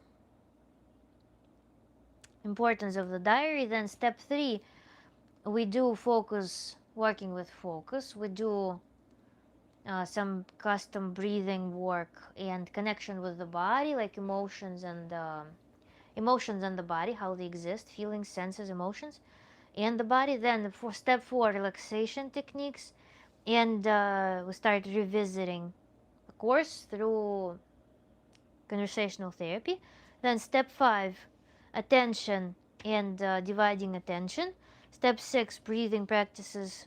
We work with feelings, and also we start bringing our new skills to the external world, and then we start working with the dominance when we start redirecting our attention, the electrical impulse, to our new dominant. Then step 7 is we're revisiting, and also we are acknowledging what was done, so progress monitoring. And yeah, so basically we are revising our things. Then number 8, we start introducing facets of sexuality, personas. We start activating them. We do energy work there, and the accumulation of resources through loading the personas. Then number 9 is loving eyes. Then step 10 is where, yes, indeed, we have divine union, and there are plenty of crazy effective practices there. Then step 11, we enter 4 languages of love, and we start proceeding with tantric sex until step 12, tantric sex, and we introduce practice of sampling the new scenarios of intimacy with our partner. And step 13 is the mega step, super extensive step, in which tantric sex in full bloom, using all of the skills and new qualities of our psyche and connection with the body to actually enable that. And then we have also additional practices, which are acceptance of our body image, working with the body image, and then we have also practices for healing our body, healing our sexuality, and then we also have resonance practices. That's what we work with. Co-host, he will be here soon, I believe. I have a dog, Eddie. He is 15, and wild cats outside. That's cool. Nice to recap. Yeah, your memory was totally right. Thank you, Kiva.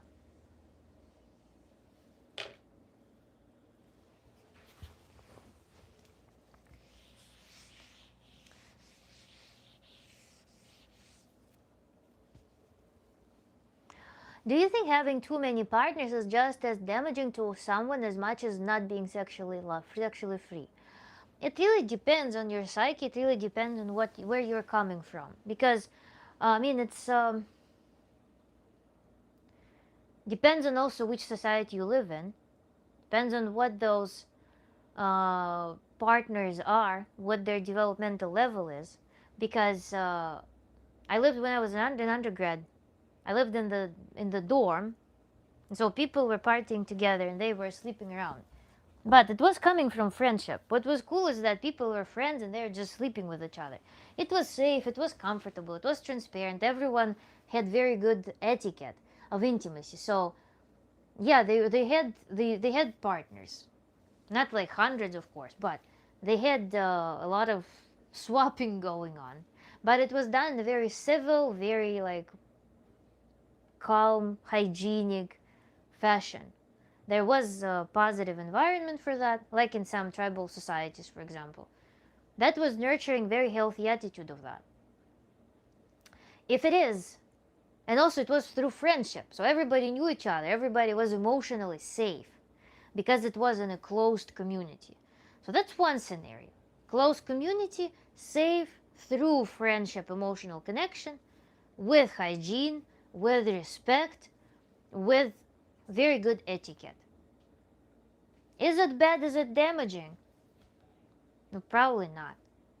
When we talk about having a lot of partners where there's already self-abuse going on, when the person is not connected with themselves, when they're running from themselves into those partnerships, when they are seeking adventure on their ass, when it's going through promiscuous scenarios with who knows whom, with potential danger, with risk of catching something, when there's a lot of those like self-harm tendencies going on in that, then it's a sign of pathology. So, and that's of course dangerous because every time it's exercised, every time there's reinforcement of this behavior, moving further away from the body, moving further away from the ability to feel anything in the comfortable, safe environment. Very strong stimulus that you eventually get numb to, and overall downfall of a person. So it's a twisted thing. Needs to be regarded individually, carefully in each circumstance. What brought person to that? What is their background? What's their life background in general? Because if we think about some Garden of Eden, some safe, enclosed community like I described, who will suffer from that? No one. Everyone just, again, this builds this fraternity pretty much, sorority, fraternity. And everybody just enjoys each other, remaining friends, and having fun stories to tell.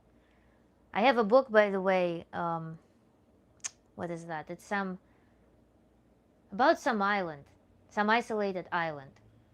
Their customs. Their community was very natural. They didn't have possession of partners, but they all were connected. The community functioned as an organism. The community was very like healthy with each other. So their intimacy customs also translated that when the partner, for example, was gone, there could be another partnership while everybody was aware that the person has affectionate relationship with someone else. So it really depends on the scenario. It really depends on the context. If you have a specific, Ruben, if you have specific scenario in mind that you would like to discuss, it would be nice if you describe that. The Soul Spray Pacifica here is stunning tonight. Thank you so much.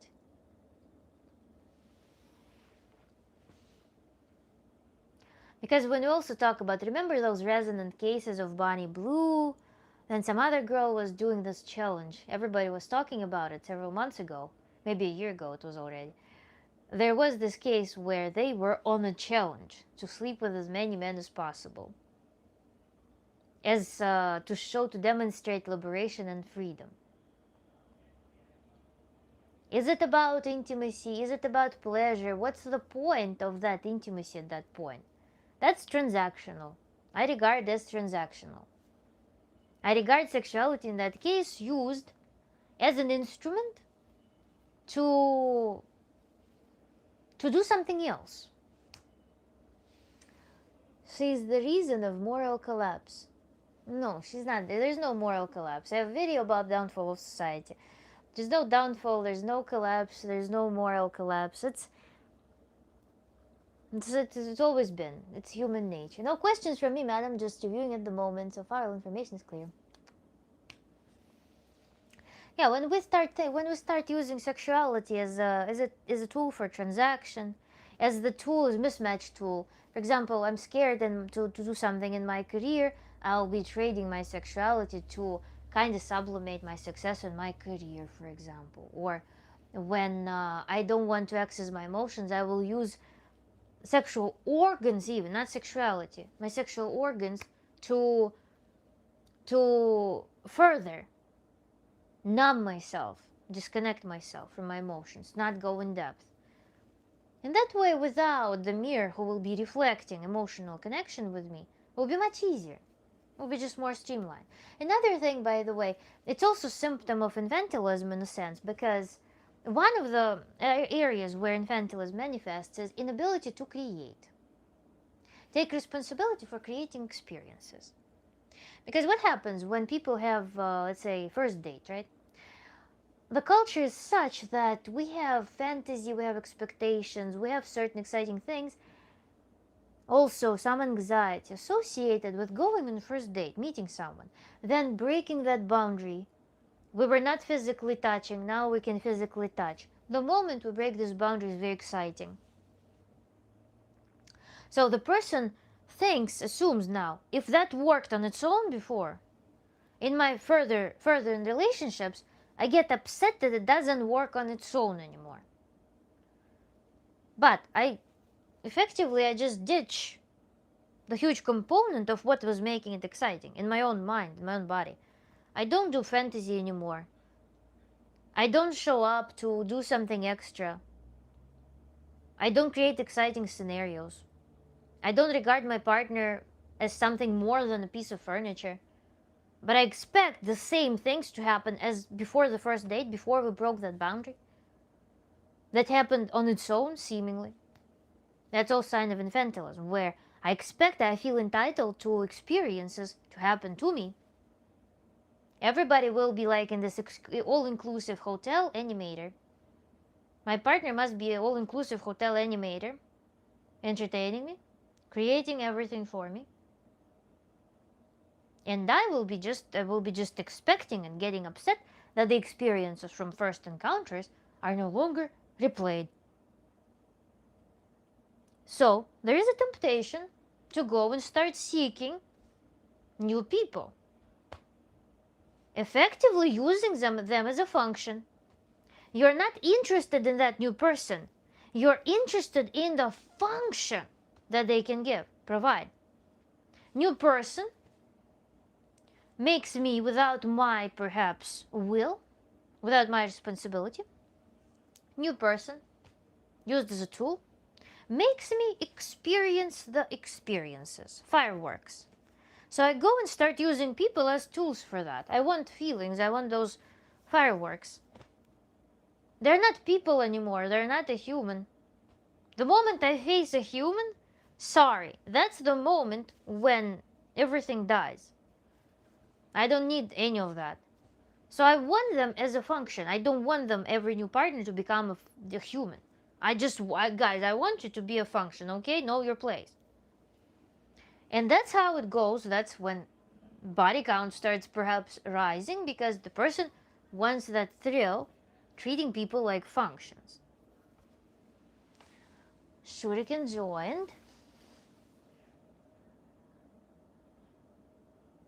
I've been practicing listening quietly. Happy Friday 13. I hope everyone is doing well. Welcome back. Glad I got to chat with you. Got to go for now. Have a great day. Thank you. Catch you again sometime. Tuesday, Wednesday, Thursday, Friday, 5 p.m. New York time. Crazy effort.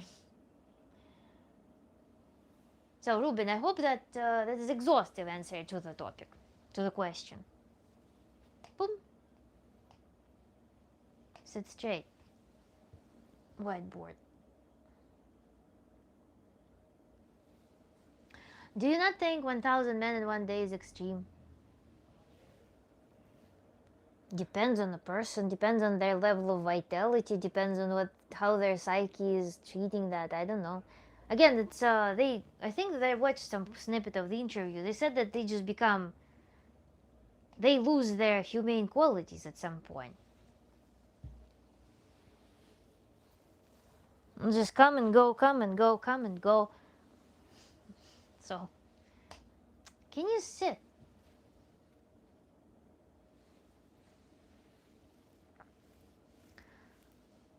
So I don't know. I mean, I can think anything, but for those people, they they they experience it. I guess they adapt to that. Everybody adapts to the given situation. The thousandth guy, yeah, it's a paradoxical situation. I guess it's not, again, it's not in the realm of sexuality. It's in the realm of entertainment. It's in the realm of using people as functions at that point.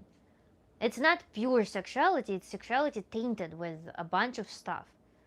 Pursuit of fame, pursuit of validation. Fame, validation are similar in a sense. Then just like, guys, check this out. Just like some dumb desire to participate in something, I guess, just for fun's sake. Being the cool guy. So there are many motives to that are not in the realm of sexuality, intimacy at all. Did they enjoy all of that? Perhaps. Did they enjoy it as a human enjoys sexuality? Maybe a facet of that. Did they feel safe? I don't think so. To quote show from the 90s, they're using their bodies like an amusement park. Yeah, exactly. Very good quote. Nothing will change my mind. Her character is a terrible thing for society. Which society? Who is society? She's as much a society as anybody else, as any society. So these things are interchangeable. And also, we cannot separate that individual as a mass phenomenon from the masses. We cannot. It's just a facet of the mass living. And that's a fun experiment, actually, a fun social experiment. I'm very amused that it happened. I'm very amused that it exists. Because it's, as anything, it can be treated as a metaphoric card. You know how we talked about metaphoric cards? Every phenomenon you can give your own interpretation. Like you're looking, those little rituals when you put, for example, coffee grinds remaining in the cup, and then you try to read what those coffee grinds tell you. It's very interesting to analyze it through your own perception. Perhaps some people will look at this mirror, they will look at this metaphor of that lady, and they will be able to find some complexes that they had, or they might find some desires that they had. They might actually collide with something that is conflicted in their mind. So it will be very interesting to just analyze everything in an unbiased fashion, passing it through your own psyche. Not necessarily, with every time when we start talking about something is bad for society, when we start talking about this expansive talk, not expensive, but distant talk about distant systems, that's always to me a sign that something, defense, it's like a wall, it's a defense from the body, defense from going in the core. So why do we need to look at it through the prism of society? Why do we care that it influences society? What is society? Who is society? What's your place in it? What's your place relatively to some abstract society? What is that? So that's something that we need to look critically at every time. The world, I don't think any country would ever agree 1,000 men one day is anything worth admiring. Why do you need camaraderie, admiring with someone along any country? There are tribes who glorify having very many men. They actually have bridal rituals are that every man is supposed to have super short intercourse, and they have competition of sperm. So the whole tribe inseminates one woman on her wedding day. People can rarely agree on anything if you think of it. That's also true. But then, yeah, there are societies in which it's glorified. But it's why admiration? Why we need to admire it? Why society? Why world? Why? Why? I have so many questions to that. Why is it bad? Why is it considered bad? Yeah, from hygienic standpoint, yes, it's bad. So there is one objective thing that makes it bad, because it can negatively impact health. If it was glorified in society, for example, would it be psychologically damaging? Perhaps because we usually have sexual activities when we have a lot of resource, when we're very well rested, when we're relaxed, when we're well fed, everything is good, we feel like reproducing. So when we think about 1,000 men in one day, when it becomes a competition, then it also clashes with objective reality in the sense that the process is exhausting. Which means that from the natural standpoint, the second aspect, besides health risks, it also poses it's also not organic activity to perform in the natural context, because the person is exhausted. The person wants to rest, but they force themselves to engage in sexual activities. So that's where it's objectively also bad. Other things, let's minimize it from 1,000 men to 50 men in one day, 20 men in one day, which is doable. Then there are no objective reasons why it would be bad otherwise, outside of social programming. Why is it bad? It's actually really good because it gives a lot of genetic diversity possibility. It pushes them into this genetic lottery, not genetic lottery, but genetic selection, more broad genetic selection. Who is it bad for? The child also will have so many resources. Imagine, it's a very good thing from natural standpoint.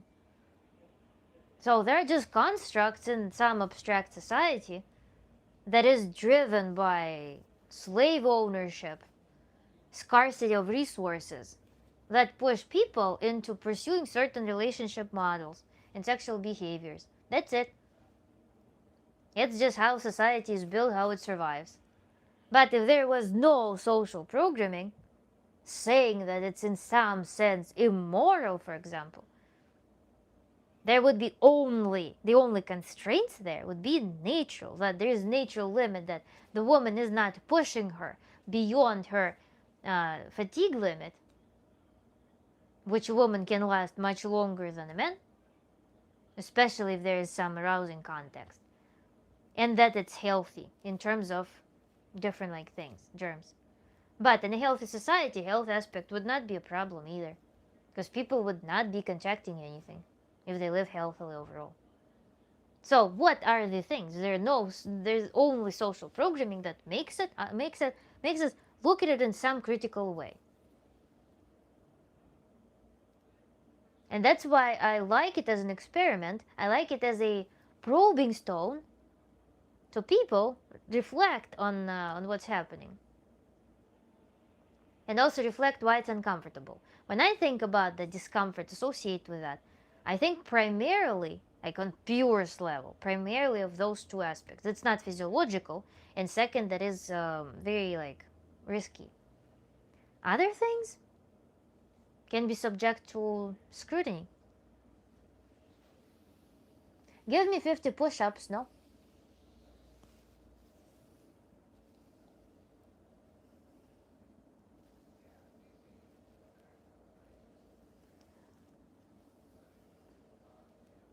Hi again. Hello, get it done. Did you just join? We just were talking about 1,000 men in one day.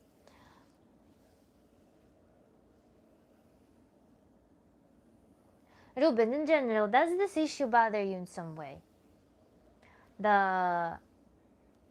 What? Yeah. We started off with a question about high body count. And then I gave an example, I think. I started it off with 1,000 Men in One Day, that experiment that Bonnie Blue was performing, I think.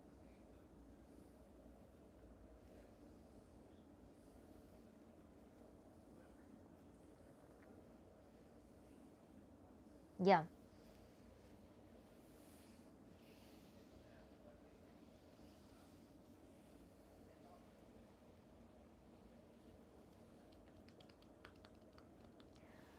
Well, agree to disagree on that.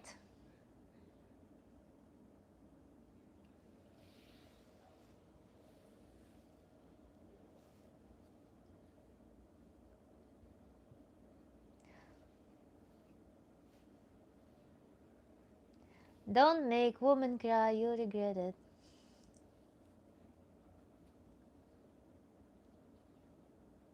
It's so funny how men are so, even in 2026, so unaware of female physiology. It's insane. It's just so funny to read about tunnels and such. It's just crazy. Time went by fast once again. Yeah, I think I'll be wrapping up early tonight. And I really want to make an octopus, but I always forget to do frost. I really want to make that thing. So yeah, about tunnel, by the way, get her done. Don't think about these things. It's so need a flashlight and a map. No, it's such a it's a nonsense that people somehow regurgitate. It's such a crazy thing. The female muscles, they are very elastic, and moreover, the size of the male organs, they do nothing to perform any damage on that or any loosening. In fact, sexual activity fortifies female muscles. If she is active in sexual intercourse, she is working her muscles out. It tightens everything up. In fact, the problems can commence when there is hypertension, when there is low blood circulation through the pelvic area. And that's when tension and like some unbalanced tension and thus loss of blood circulation and also hormonal issues, they can trigger weakness of the pelvic floor, causing some laxity. But even that doesn't manifest in making any tunnels. So please stop. Just research. Stop it. It's not how it works. Female body is rated to produce 10, 20 babies in a lifetime. And it's not going anywhere. Like women still have that muscle thing going on. And the more sex she has, the more active she is, the more her muscle works out and the more functional, sensitive, and tight it becomes. If there are no dysfunctions, if there are no psychological trauma, sexual trauma going on.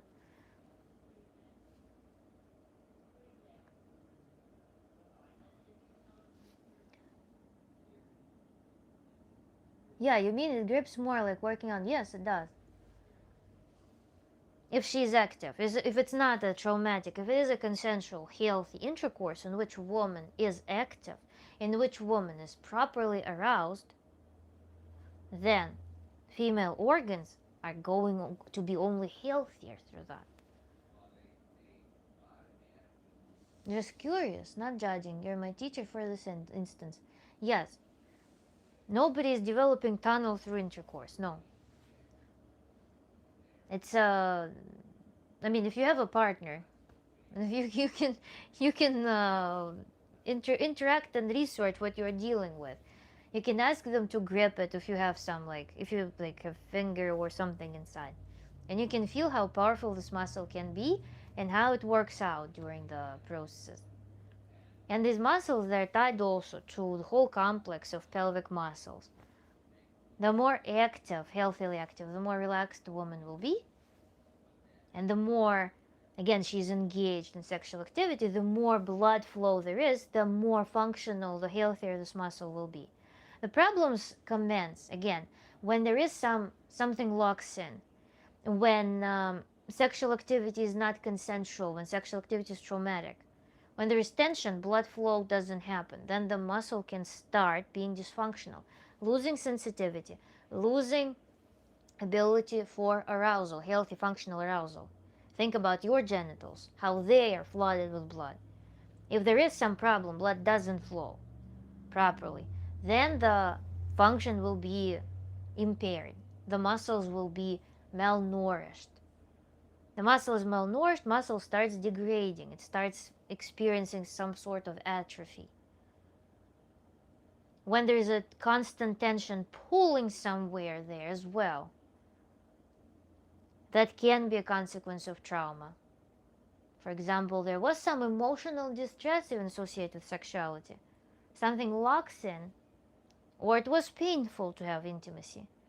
And then woman went for intimacy over and over and over and over. Repeated that scenario and froze this trauma. And then this tension also will be causing slowly progressing dysfunction in the muscles, but not healthy consensual sex. No tunnels are going to be developed there. You're thinking probably rather different kinds of intimacy. They can lead to wear and tear, because those muscles are not intended for that. But vaginal sex, consensual, healthy, aroused, proper sex, vaginal sex, that's the path to intimate health when it's done with a healthy partner. Guys, listen up. Yes, it's muscle. It works like muscles work. It's not a complicated concept like most of the ones we talk about here. So the real question is, does size matter or the motion in the ocean? What? Size also varies in women.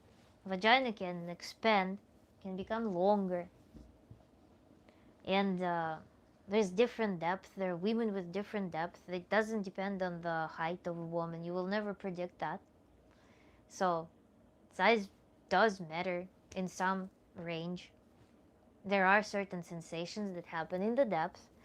There are certain sensations that happen closer to the exit. It all depends on individual specifics of a woman, where her nervous endings and how they are arranged. And also it will depend on how in touch she is with her muscle, actually this muscle tube. So how everything is located there. There is some range, yes, some average range, but there are individual specifics as well. Relative placement of organs. How close, for example, the perineal area can be of different length, have different distance. So all of these things, they are individual. And people can match or not. Or they can match in some conditions, but not the others, for example. Everybody will be adapting. In general, I don't think that there is huge distribution of sizes that would cause very hard to match scenarios.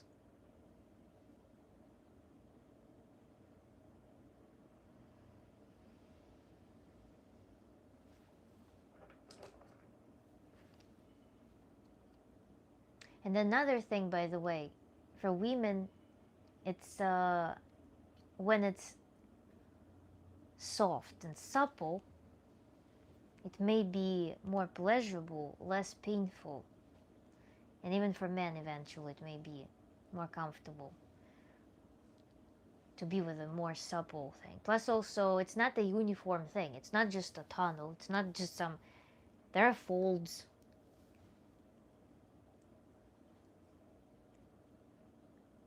Different features inside that don't make it like a cavern. It's not like that. Everything in the body is compactly packaged. Let's move on. Now, I wanted to educate you on that matter, and the other participant, that Whoa, be careful.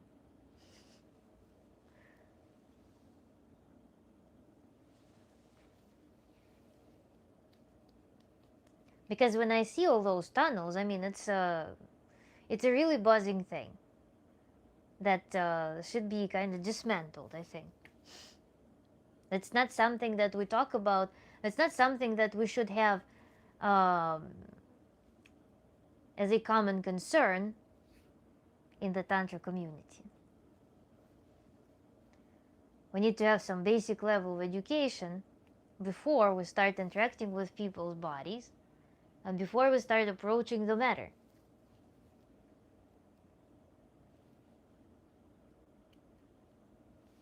I'll say this. Miss Shuriken tells me that her friends often complain their husbands are quite ignorant of female physiology. It seems that this is a common problem. Men, get educated. Exactly. That's a big thing. And I'm very happy that you brought it up from the men's perspective as well, as a person who has been living with a woman for a while. That's a big deal. And that ignorance also creates a lot of misogyny. Women sometimes themselves are not willing to research themselves because of that stigma around female body.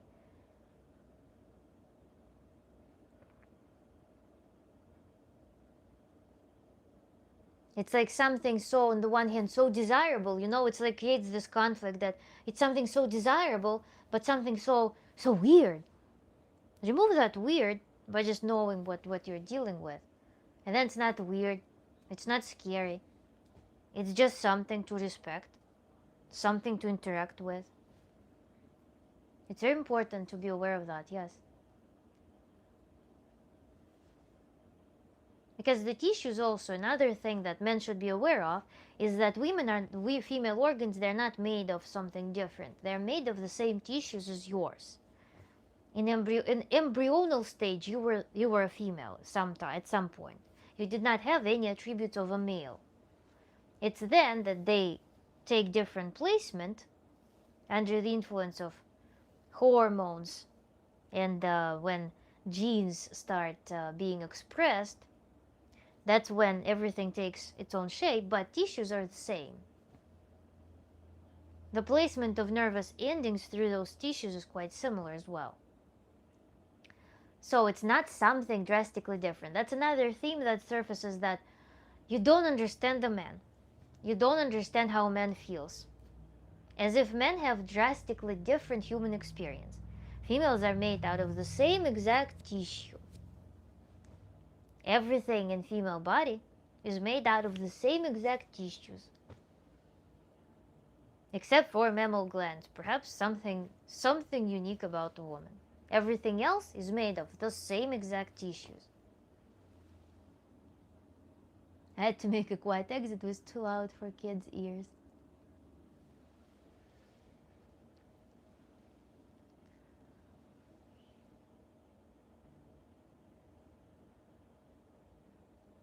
So you're made up of the same tissue. That's another thing. There are some like literature pieces that propagate this unfathomable distance between men and women. Men are from Mars, women are from Venus. No, we're all from Earth, from the same elements. And again, at some stage of embryonal development, we are the same. And everything that we grow up into is pretty much the same in principle. Yes, there are some brain adaptations, some slight differences, fundamental differences, especially if a woman goes through pregnancy. There will be some things that are enabled by hormones, but in principle. Microbiologists disagree, Nastya. Do you see my comments out in space? This one I saw. But in principle, I'm saying in principle, of course there are differences. Your bones are made out of the same minerals, the same proteins as female bones. That's what I'm saying. In principle, they're the same. There are some minor differences that are servicing the reproductive function. Otherwise, A lot of the issues would be avoided if people got aware of that, get like awoke to that idea that we're largely the same in some areas in which we struggle to find understanding. And we're different in the areas in which we try to force each other into unified scenarios. That's the problem that we have with society, especially with gender roles, all this gender thing. Because people think that we're too different where it doesn't matter. But we're totally the same where it should be approached differently. Even clinical type knowledge, academic knowledge of female anatomy and associated phenomena make a tremendous difference for the woman, in my experience. Education is caring in that sense. Yes, shout out to you. Sacred energy exchange. I'd say environment has more of an effect on perceived gender differences. Absolutely, yes. I grew up in the environment. My mom was like, I mean, who cares? It's girl, boy. You need to, if you want to live in the world of opportunities, you need to strive to develop your opportunities, develop for those opportunities. So, never felt much difference, pretty much. If you see it as sacred, why are you asking about size and oceans? Yeah, that's also an interesting dichotomy, because there's kind of like purity. By the way, thank you for calling it out. That's that side of the conflict. There's some purity and something gross. There is glorified facet to sex and gross. And then we start asking those things. But that there are dirty people and clean people. Dirty sexuality, clean sexuality. So I'm not even looking into, let's say, healthy versus unhealthy, perhaps, or healthy motivation, unhealthy motivation. That's like Whore Madonna or Night and what's it called? And Bandit, somehow goes like that, complex.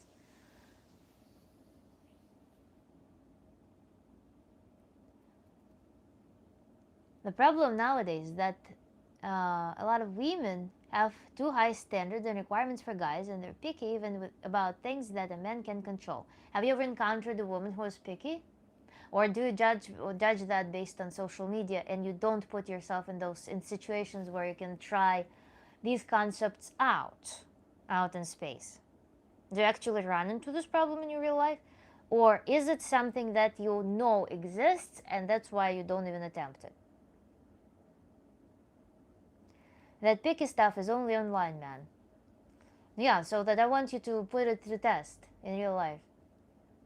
That narcissistic trait I'm trying to work on came out. I try to move on. Fair play.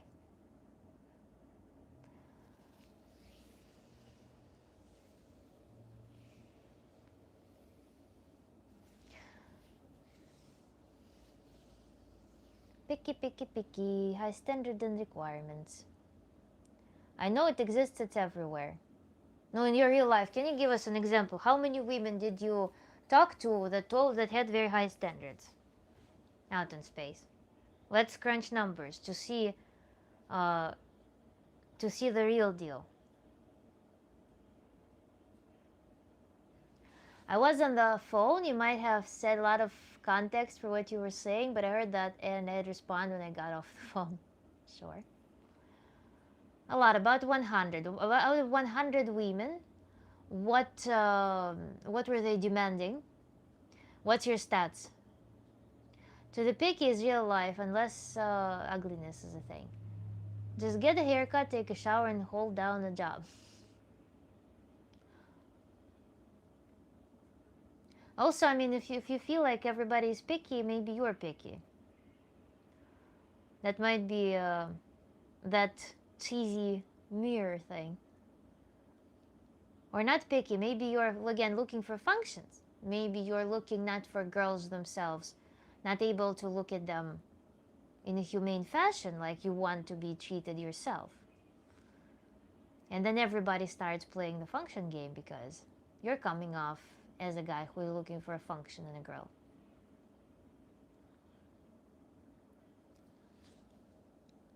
They were shaming and making fun of me because I'm not big enough down. Okay. And also criticized because I don't have enough swag where I don't look. Okay. How many of them? What percentage? Are you talking about just a couple of girls? Are you talking about all girls that you had experiences with? What's the percentage of the encounters?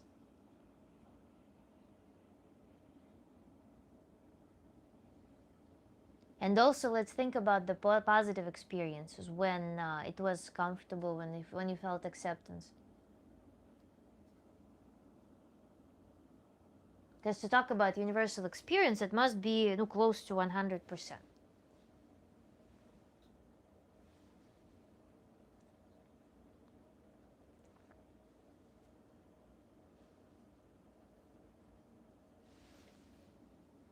What was the topic today? Today we're talking about infantilism, how it manifests in relationships, and what to do with it. All the women have encountered percentage about 80%. So all of them were shaming and laughing at you like, ha, ha, ha. And criticize, and were invited to criticize you. You wanted them to criticize you. You invited them to criticize you, basically.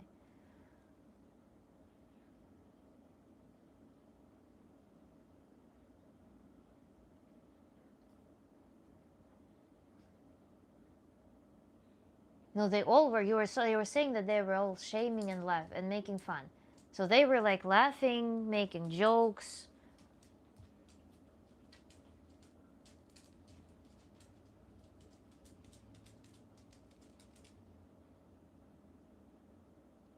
Like, how was it? Like, what was the scenario? Because I mean, you can run occasionally. Yes, you can run into a person with zero etiquette, with zero consideration, with zero conscience. I don't know who will go and tear apart a person after they like them enough to be intimate with them. It can be like once per a lot of people typically. It's indeed hard to believe that in 80% of cases you ran into women who were so like, who after they've been intimate with you started making, specifically maliciously, because that sounds like a malice, if you don't like something about the partner, you probably would approach it delicately with some confusion because you like the person, but you try not to hurt them. You try to be delicate. It's a delicate matter. Everyone projects to themselves if that happened to themselves.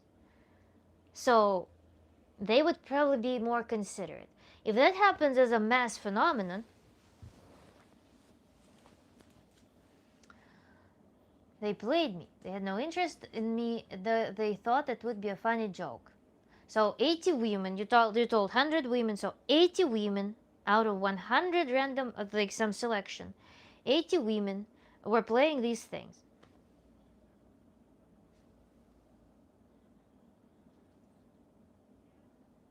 They hurt my feelings. Your feelings were hurt.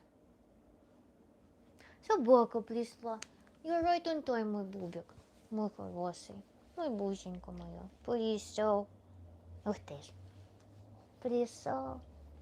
Мальчишка. The question is, out of you went with 100 women, you picked exclusively women, almost exclusively women, who ended up in relationships with you in which they felt no compassion whatsoever towards you, to the extent that in the most vulnerable scenario, they felt invigorated, like that evil spark, to tear you apart in the moment of vulnerability. Question being, what do you project in the world that statistically, in vast statistics, that not everyone, not many people can brag about, in some super insane statistics, you had outrageous behaviors towards you with zero compassion.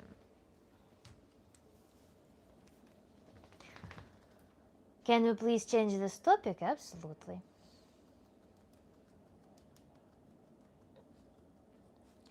Hello, puppy friend. Привет, малыш. 2:30, 2:40. That came once again right on time, yes.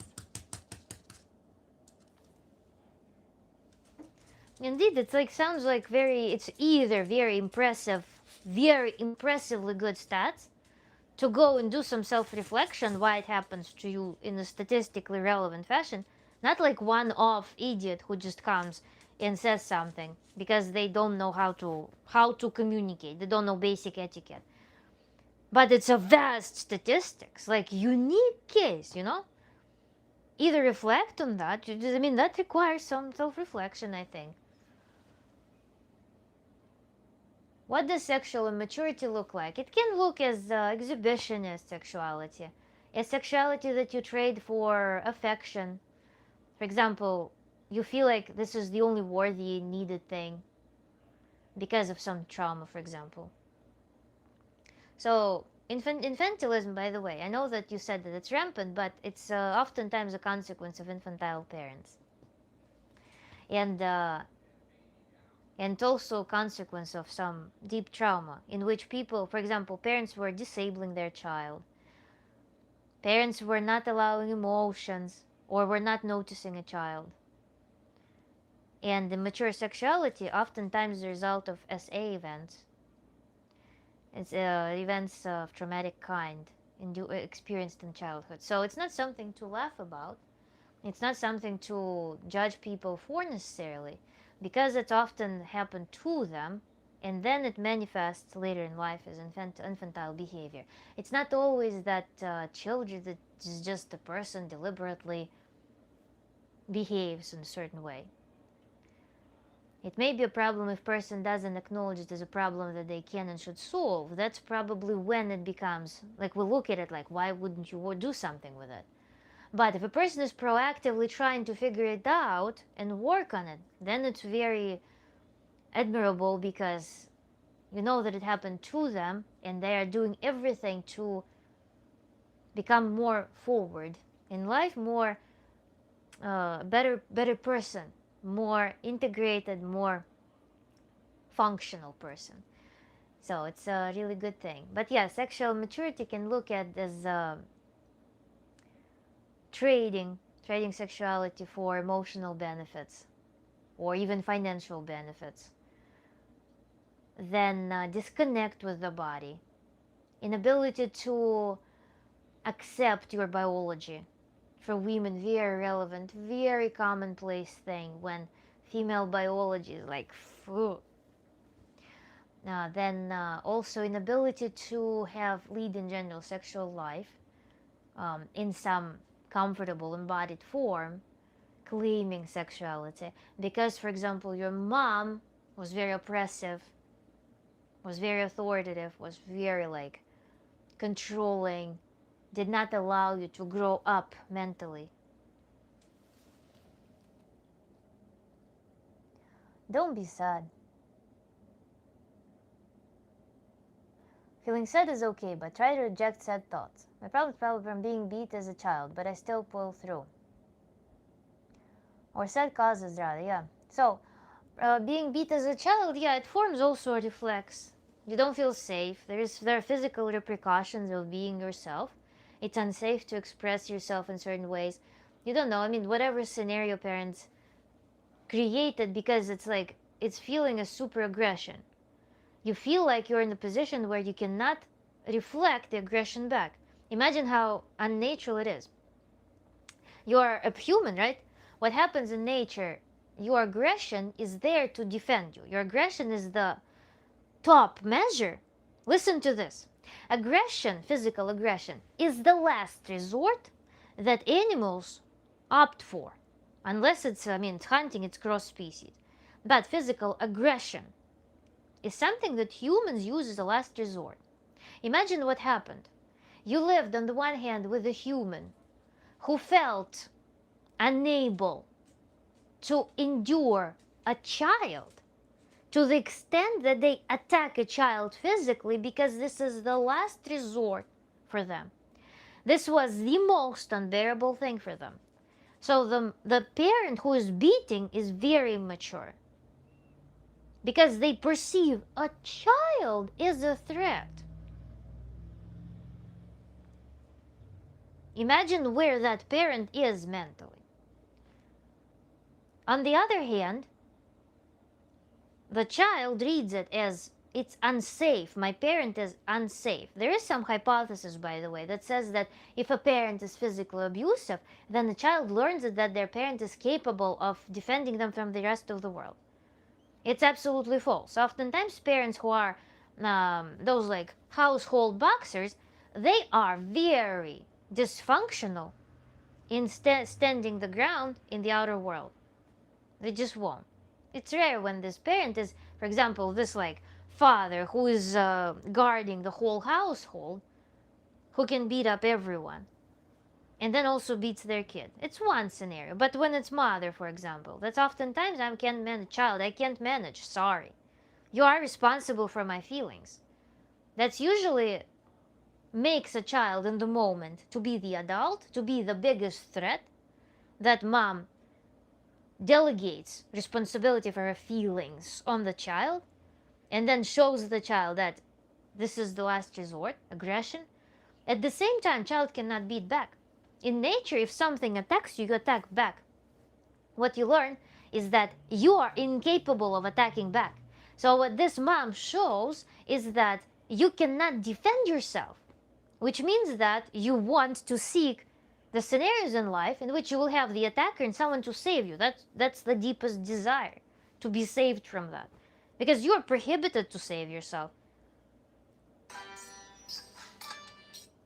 The society prohibits behavior. Your mom will prohibit behavior of you saving yourself from that. So you will feel this ultimate authority that has physical ownership of you. You cannot express it back. And you also grow up in an extremely unsafe environment.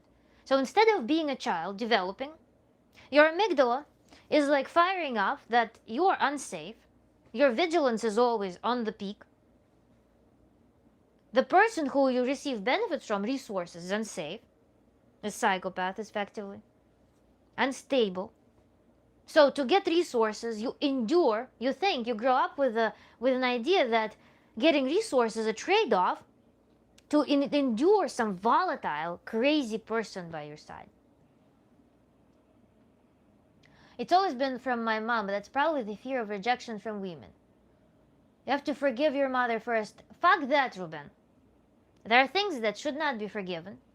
And also a person who has active feeling of aggression, if we tell them to forgive someone, that's nonsense. That's to put them back in that can in which they need to come out to start living. Because all of this is an outcome of that. Aggression is part of claiming your adulthood. Aggression is what stands your boundaries. Aggression is what expands your boundaries into the world through which you become your creator. So, that's the last thing that we do. Forgiveness. Forgive and forget. The person comes to that after they already see that mother as what she is, an infantile child. After they've worked with all this aggression, after they've integrated this aggression, you cannot forgive that. You're not at that point yet. That psychotic mother beating you up needs revenge first. Revenge can be done mentally. There are plenty of archetypes that through which you can stage in your mind the scenes that would be representative of that. It sits in the body. The child was raised getting hit. It's the whole body does this all the time. It's in the body. It's in the belly. It's everywhere. And all it wants is to do this, to shrug and to hit it, to remove it, to explode it, to throw it off the body. to roar it, to be able to voice that she was a weak, pitiful bitch. She was that witch, unable of managing her life, unable to have a child, not worthy of having a child, unable to manage her own life, not able to manage a child. All of this probably wants to be surfaced first, to get this reclamation. And then we move on. Then we can do all this la la la la la la. I forgive everyone, I'm a fucking Buddha. Not when there is an active hurt, not when there is a life problem, because there is a huge mountain, there's this barrier. Defense against something that we don't even know, defense against the phantom that doesn't exist, but that was seeded in the body through this reflex. It can be read as like you say an apple and you get hit. Apple, apple. Eventually you will be not saying apple. You will be scared of saying an apple. When we talk about psyche, we're talking about much more comprehensive things. I'm scared of smiling. I'm scared of being I'm scared of saying things. I'm scared of laughing. I'm scared of crying. I'm scared of being. I'm scared of myself. I'm so shrunk and small because every time something else happens, every time I claim a bit of freedom, my mom first smiles, but then this volatility goes, nah. Disappear, disappear, disappear, disappear. That's what this child learns. It's a death wish from a mom. That's what it is. What forgiveness are we talking about? The person grows up with prohibition to live. The person grows up with fear, like looking at patterns. God forbid something resembles me, this mom, because it will pull me in this attachment in which it will be this again. This is what we're dealing with. No forgiveness.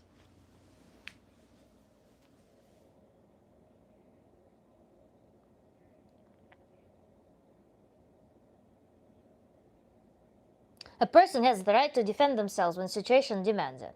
Yes, but children are devoid of that, and they learn that. When don't forgive them, you'll never own yourself. The one that hurt you will always hurt you no matter how much you grow. No. You need to become the person who is capable of forgiveness. You should understand that. When mother is psychotic, she makes a child feel like not an autonomous creature. It's not a human.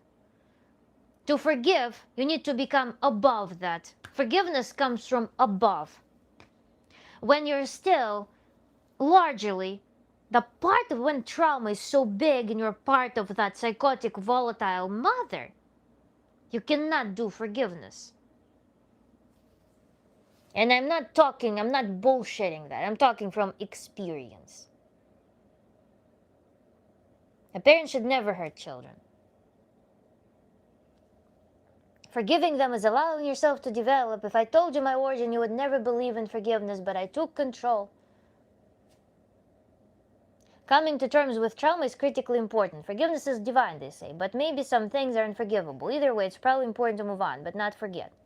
Yes, and move on means to reclaim. It's reclamation. Ripping yourself off from that circumstance, from that environment, that mental place, is an act of aggression. And aggression must be released. You cannot do this without aggression, without allowing aggression. The first step is not forgiveness. If you forgive, you can't forgive. You can't forgive. It will be ruling you. First is aggression, to rip yourself from that scenario altogether. To claim your voice. Allow yourself to live. Life is aggression. You came to this world. It's an act of aggression. You pushed yourself into the environment. Life is to be aggressive, to claim aggression. All of this comes when everything is already released and healthy. Then we can talk about divinity, la la la. body stores it. The body remembers it. It's in the body. It's reflexes. If you raise your arm above the child who experienced that, they will do this. Other children will just be like, oh, somebody raised their arm. You will be able to tell who was minimized into nothingness, shown their place, shown that you only can function on my rules, little nothing. You will never be able to live your life. I promise it to you. Ha ha ha. Because I birthed you, you owe me everything. There's always so much motive. I was not ready to birth you, child. You think you were born because I wanted you? No. You're a function. You're nothing. You're a function for me. So endure. That's a message that you are nothing.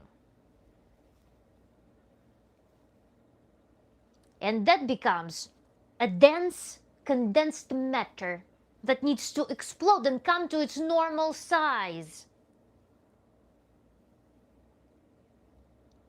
Because it's too shrunk, it's under pressure. It needs to explode and find its normal size. This cannot forgive, it's under tension.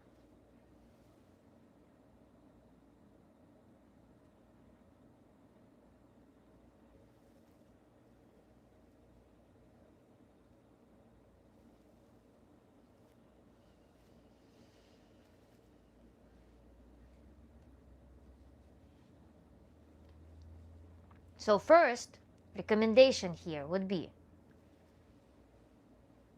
to recreate the scenario of that in your mind. And with your body, replay the scenario in which you actually respond, in which you actually defend that child. You can either envision it as you little being beaten up, and you right now, big dragon, whatever image comes to your mind, whatever entity you would envision would be capable of defending you. Inflate yourself, rise this energy, rise it up, and with your body, using your body, replay that with your imagination. Close your eyes, imagine all of this scene, and do with your body everything that you want to save, rescue that child from that. With voice, with movement.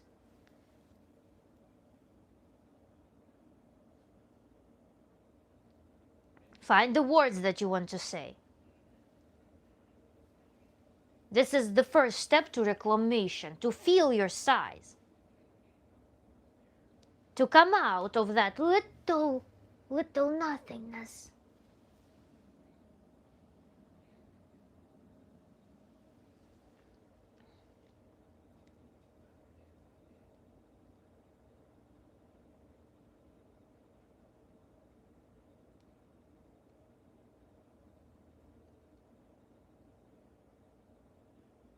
And you do this practice until it's boring. Anytime there's rage inside, something triggers that, you go in and you replay this choreography, this feeling, this everything that needs to be released. Find which body parts actually feel the chills, where this tension rises, where this moves, how you grab it, throw it, kick it. What is that? Where is that? With your legs, with your hips, with arms, with back, with voice, everything works to embody that aggression, allow this aggression.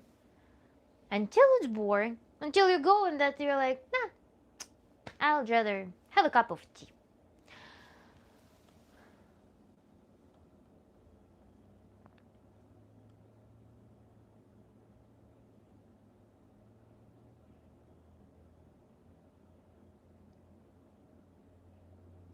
It definitely made me a better and stronger person in ways. It made you better in one things, but it stole abilities in other things.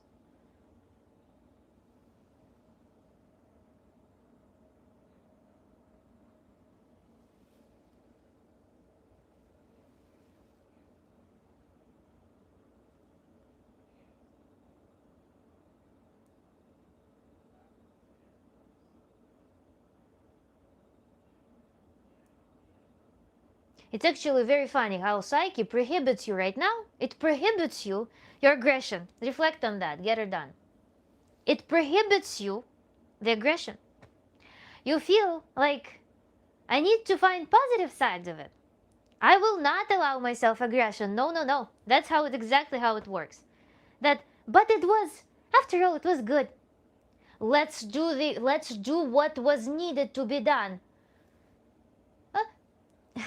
It actually was quite beneficial for my development. Gratitude will happen later. If you don't drain that thing, if you don't allow this to escape your body, you'll be living like 100 of your potential.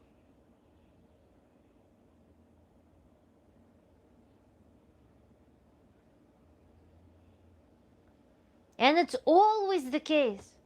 Every time people come to therapy, every time they go and they're like, my mom did this to me, when they're like, they're in the victim. That's actually a funny thing. Look at this. You go, you're like, you come like through victim. It's like crying.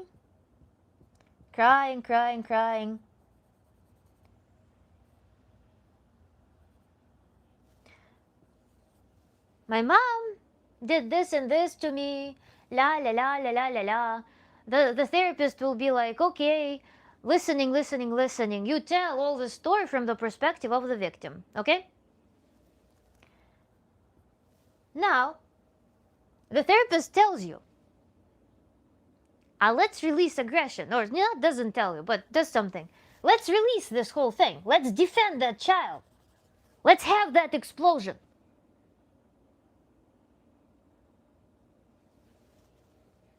And you're like, no, my mom actually was herself a victim. I will be a good girl. La la, everything's fine. La la, I'm a good girl. I'm a good boy.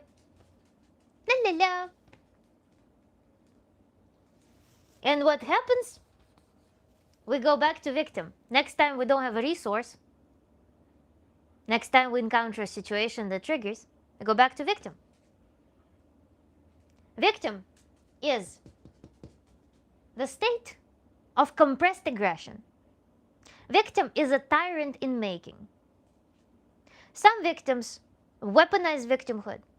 Some victims wait until it becomes very, very late, or some situation triggers uncontrollable explosion. But there likely will be this subtle tyranny, self-aggression, for example. It's a very strongly compressed, all of this explosion here is compressed. It's compressed in a tin that waits to be exploded under favorable conditions. But no, I'm so scared because I know that if I'm aggressive, my mom will just beat me up. There is a reflex. So what we do, we create a safe space. As always, every therapeutic action, every new behavior, we create safe, controllable space. We go there and we start connecting with this aggression. We start exercising it. That's why we do room, nobody's present, it's our mental space, nobody sees it. It's in your head. Nobody knows what you're doing. You can set the timer, 5 minutes. It's all timer. I'm just experiencing it. You can even change characters. It can be some evil creature. You can play it in characters. If it's very scary to face that it's your real mom in your fantasy, make it a character. Play a theater. Let it be not your mom, but be it like an entity in your mom, some hurt entity. Let's say your mom was possessed by some creature, some mythical creature. You go in this mental space here, you play this cartoon, there is a little baby, little child, and then there is your mom, also possessed by some snake. I don't know, whatever it is. Possessed by some slimy, terrible, gross entity. And you go and you uncover that part of your personality that can defend, that can disarm, that can murder that part, that enabled your mom to doing that. Because part of your mom also loved you.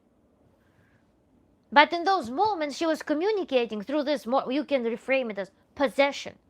She was communicating to you that I hate you, you're not worthy of living, you're not allowed to live, you're nothing, I possess you. You will be mine for eternity and you will never live your life. That's what will happen. So in this cartoon, you're killing that slimy bullshit that possessed her and that made her hurt you. And so this victim, this crying victim, will be rescued, will no longer be needed. But without the explosion part, you will be going back and forth, from crying and being like in this la la la.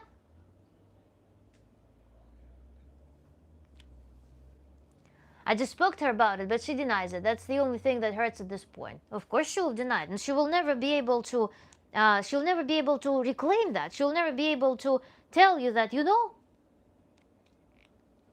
I'm so sorry. Because she was possessed herself, because that was part of psyche that she's not willing to face. You should also acknowledge that. It was not that her entirety was embodied, and she was doing it with full awareness of what was happening. For her, it was like possession. Of course, right now, for example, she no longer is triggered. This possession is not triggered anymore. Of course, she will deny it because she won't see it. It was super deep shadow. That's very scary. There are women who will be, their men or their husband will be doing stuff with their child, and they will be like, la la la, la la la, my husband is the best husband on the planet. So many cases.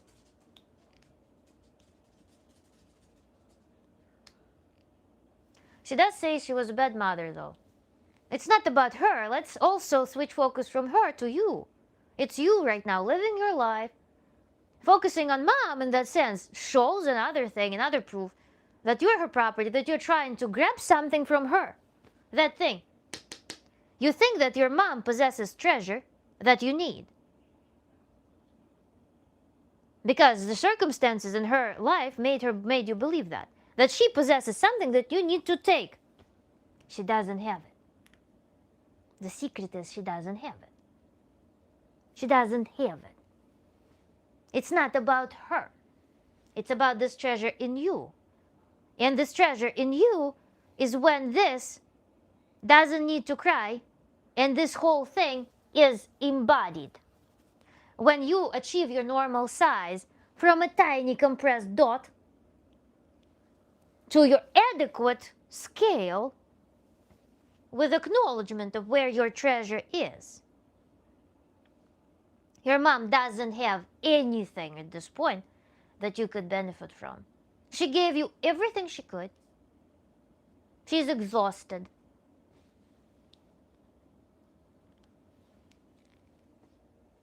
You're looking for treasure that is in you.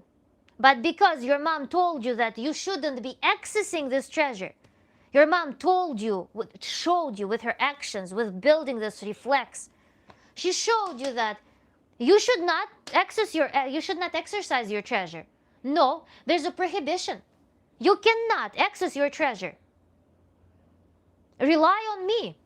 Be in this ill relationship with me, where I am this thing.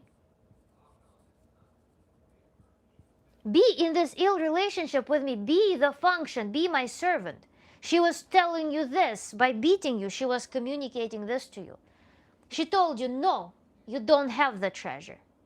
You are my treasure. You are my part. You don't have this. You are my function. She needed to convince you that you don't have it. Your aggression, suppressed aggression, is her way to control you, to make you blind to your treasure, and to make you attached to her as a tool for servicing her, to become her substrate. You grew up to be a piece of manure for her. That's what it shows me. Wanting to get something from her. It's not there.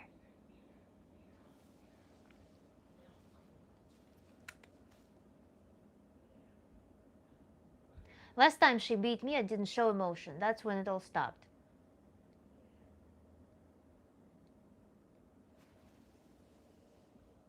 Aggression, aggression, aggression, reclamation, revenge. Rescue your little self. You're playful. We erase the childish part here. Your childish part, the healthy childish part, was taken away by that. This dependent thing was built by that. You should acknowledge that. And need to do reclamation of your childish part. The childish as in being creative, curious, lively, energetic, free, playful, free in your mind. And that is done through rescuing your childish part that is possessed for no reason at all. Only depends on your decision right now. You're an adult now. You and your mom, you exhausted each other as a resource. You don't have anything to give to her. She doesn't have anything to give to you. You're just holding on the basis of illusion that you can do something with each other. There's nothing. When you reclaim yourself, you may find that you're capable of some political communication. Or you may find some commonalities. You may find that you can build safe environment, self-controlled environment, safe and controlled environment where you can communicate with your mom about something neutral. Or something where you will meet her authentic self, where her authentic self, not possessed, shines through. But these relationships, if they're so hurtful, if they're so fundamentally hurtful, they're doomed to be transformed into something. And you can, technically you can, bring them to some civil form in which you will be able to live your life the way you want it to be. But it will probably require you to build boundaries, to build very strong persona that cherishes that treasure. She was prohibiting you to access this treasure of this vitality, this energy, leadership. You learned that on a physical level, on emotional level, on all levels of your being. Right now you're like, why does it feel so? Why can't I? Why? Because you need to decompress it. Shaking. Then post-isometric relaxation. When you tense your entire body and then relax. Do those cycles, shake them off. Visual work with what was happening. Create that cartoon in your head. Possessed mom, little child, some creatures, and you as a big creature capable. Access your size. Access your maximum size. Blow yourself up in that cartoon and you're feeling. You'll feel your energy through that. Your real energy. That is mighty, that's capable of changing environment. Because do you think that you became a resource for her just? No, because you had a lot of energy, she knew that.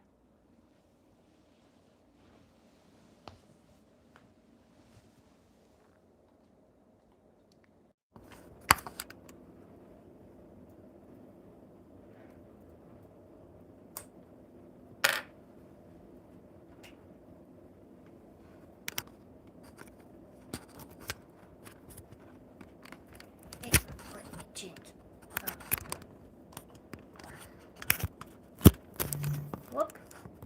We're charging now. Oh, that was passionate. Think of it like this. You were her meal. Your emotions were her meal. Yeah. Energy, emotions, everything. Yeah. Perplexed. Why do I like feet so much? Scott. Subscribe to my channel, join in for live streams, and we can figure your question out in the next stream. Tantra teaches us to be aware of the pain transformed, doesn't justify it. You might have made some monsters today. I'm taking this no apologist thing to heart. I believe progress was made. Yeah, I think so. Appreciate you more than you think. Much love. Very happy for that. Bullies are cowards. Bullies are different. They have different flavors. But yeah, if it's hard to actually imagine aggression towards, because when you are in your soft, when you are in your more like casual mood, you will look at your mom as like my touchy, my beautiful little mom. Right now, especially when with age they become more sentimental. That's why I suggest that you create a cartoon in which she's possessed, and you're killing something that she's possessed with. You are being aggressive towards what she was possessed with. That's how you will make it a very pure experience as well. Because it's understandable that your good, pure side will be rebelling against it.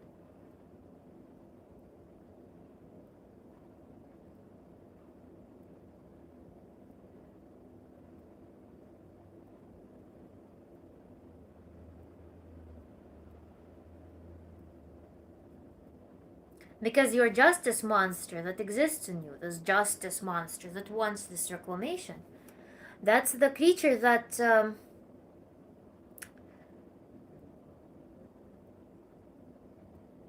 that knows your path, actually. Because when you can defend something, you look at the purity. You will be in this cartoon, you will be defending purity. You will be defending your authenticity. You will be defending something that is the key to you understanding how to live, what to do in life, what you love. It's a very powerful thing. It's a very pure thing, in fact. That justice monster will liberate, will show you clear knowledge without any barriers, without any mountains. Will show you clear knowledge of what is most worthy, of what is most important, what's most beautiful to you. That has such an effect that people struggle. Actually, Luis commented under one of my videos today about how to find your path. Your path is found there as well. And you will be so grateful for this situation, perhaps. If you go through this process, through this reclamation in your fantasy, you might find that your life starts falling in order afterwards, because you will receive clarity. The permission to live, that's when clarity begins. In good families, when children are born, parents are educated enough to be able to help the child to find their path. That's a very good way of upbringing. They introduce a child to their path. They come in contact with the child. They understand their psyche, and they don't take advantage of that. They don't turn their child into a piece of manure for themselves. They help a child to grow up in alignment with their core. That's the goal of excellent parenting. Yes, there can be trauma, there could be some cosmetic things, but the core of the child is protected. Nobody says that every parent should be immaculate. No, it's about the core. To help a child to not become split into pieces, ashamed of their core, ashamed of their essence.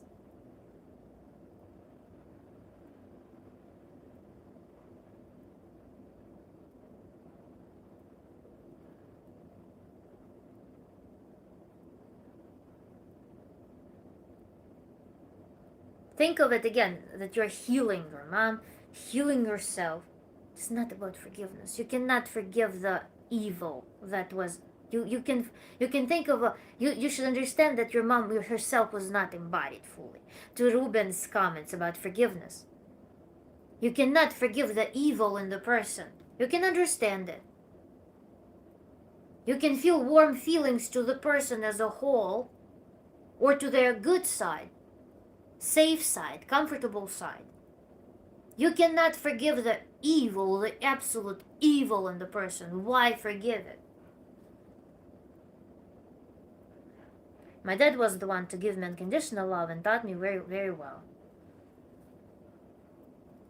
Then so the paradox is also, that's actually a very interesting thing. I recently paid attention to that.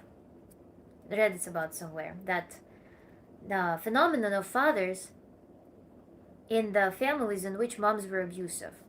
The father, uh, children read their fathers as the good guys. But where were those good guys when the child was going through what they were going through? They were accomplices if they were watching that silently.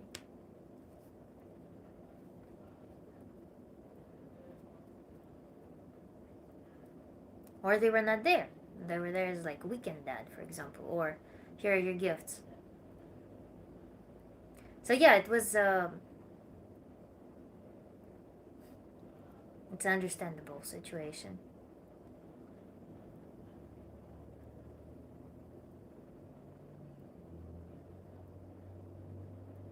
And then another paradox that will happen actually, Ruben, when get her done, for example, will incorporate this into themselves, the aggression, the understanding, perhaps mellowing down, will happen. Understanding of that mom's side. And reading it not as aggression being an ultimate evil, but that she just didn't know how to use it properly. It will come naturally. It doesn't need to come first though, because coming first will keep the person journeying around the aggression, not allowing them aggression, not allowing them embodiment. So I insist on this. That's the way, is the only way is through. The only way is through.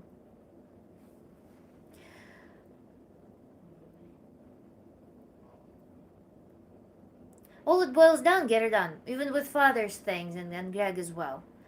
The only thing that it's all you right now. All of these things exist in your imagination. The issue exists in your psyche only. It's not the issue of anybody right now. You're living an adult life. That's why you're going and doing this cartoon. You're playing it the exact way that you wanted it to be played, with abstract characters. Your thing is now to rescue yourself and to find your size. To find your size, your strength, such that you can firmly stand on the ground and not fall into ill attachments again. To know that how to rescue yourself. He did fight and was finally able to get custody. Good. And then what's done next, you can do a series of works in which you actually rediscover the healed feminine. When you rediscover the healthy, adequate, controlled, grounded feminine. With certain emotional surprises perhaps, but safe feminine.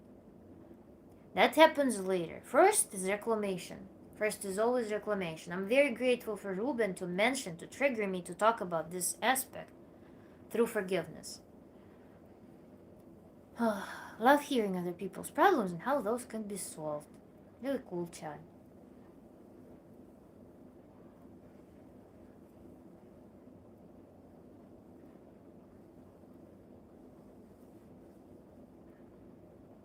Chad, actually be creative. If you hear some practice that you like but you don't think that it applies to your particular case, but it resonates. For example, the concept of some practice resonates with you.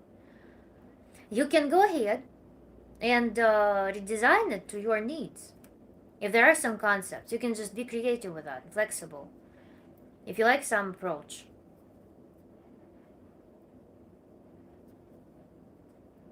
It's a cool playground to possess.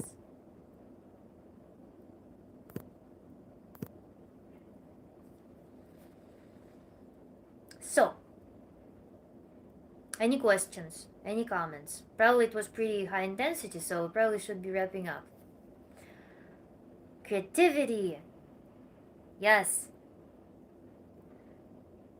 Yes, yes, yes.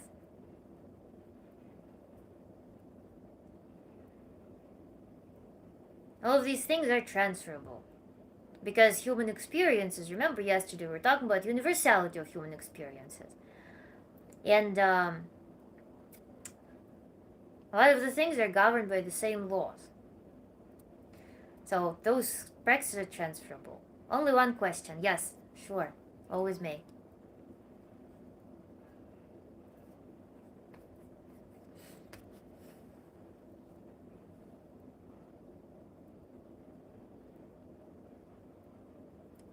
Is this recap now? Ooh, I don't know if I feel like recapping. If you want, we can do a recap, actually. Let's do it because the last question, the last issue was pretty relevant. Well done. Very well done indeed. Thank you. Thanks so much, Shuriken. Should take what you said tonight, make it a song. Yes, please. So, recapping today. We were talking, our video today was, our live stream was about, we were talking about infantilism, infantile relationships. And we started off by discussing what childish is. Because childish, remember, we're talking about age, that age is kind of irrelevant unless we attributed some meaning. But for a lot of the pursuits in life, age becomes not an obstacle. So we started looking, what is that positive childishness?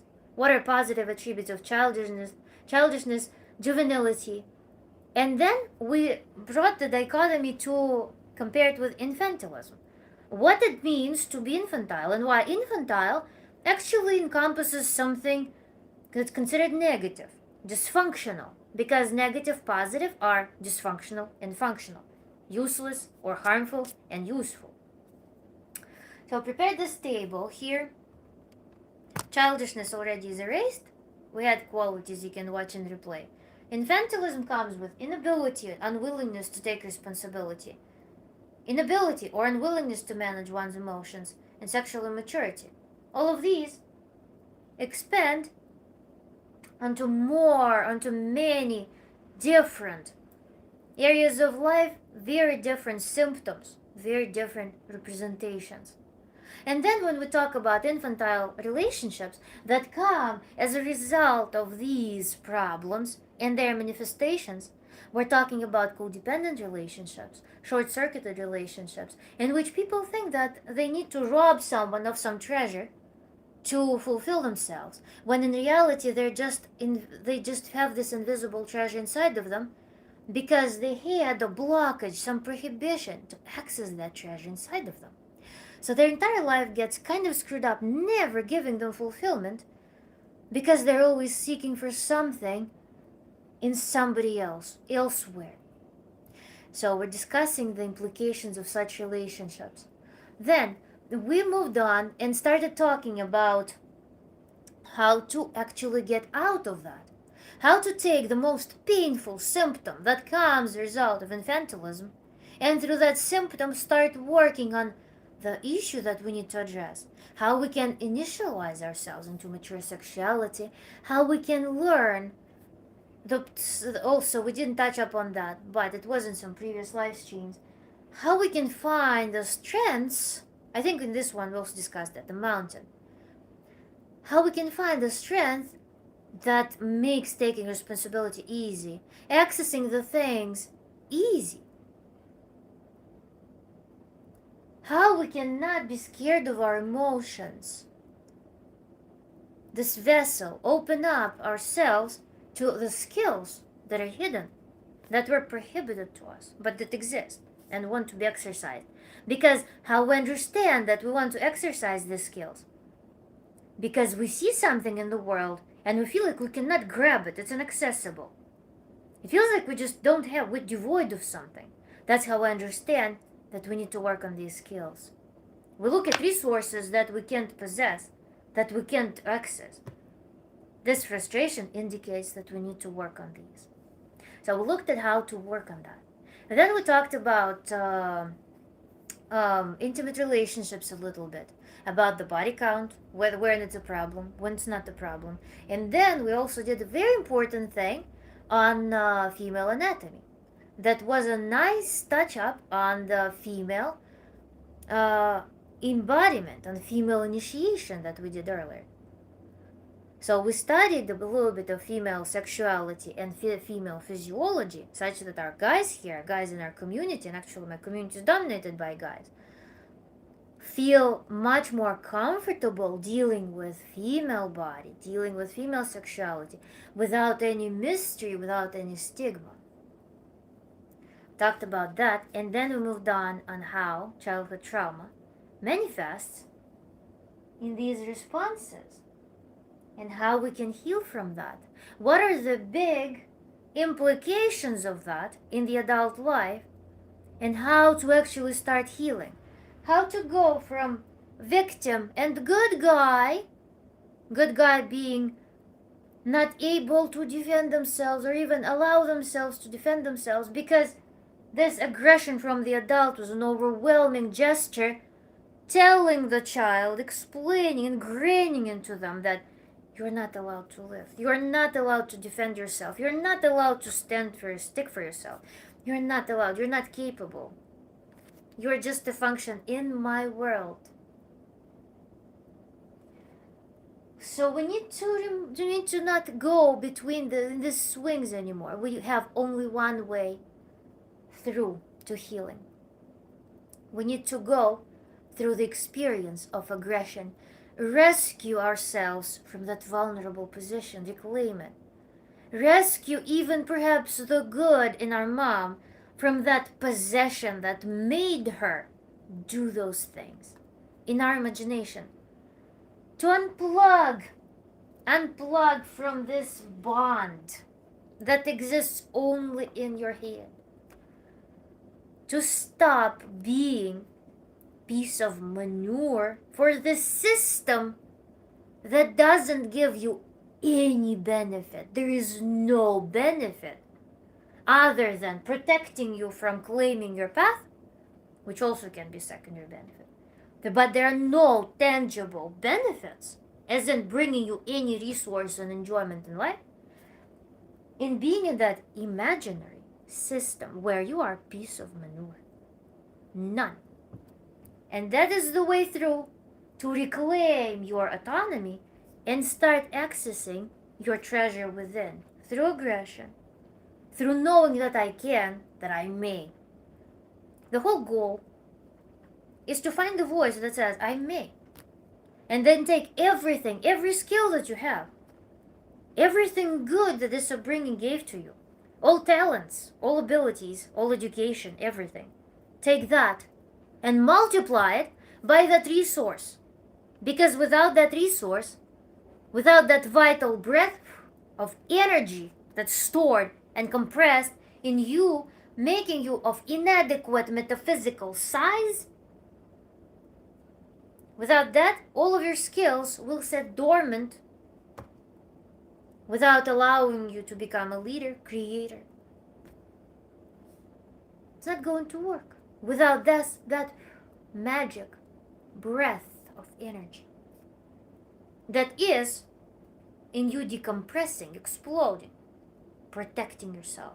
And that's where from infantile we go to childish, embodied, healthy, harmonious. Yes, of course, don't expect a super momentary healing, complete healing. There will be layers and layers shedding off gradually. But this is where the only way is through. In this cartoon, mental cartoon, including your body, including your voice, in which you're rescuing everyone. And also, on the other hand, embodying your aggressive. Aggressive being, I may make change in the world. So that's our conclusion. Oh my God, thank you so much, Get It Done. Really appreciate it. Thank you so much. I'm really grateful. Whew.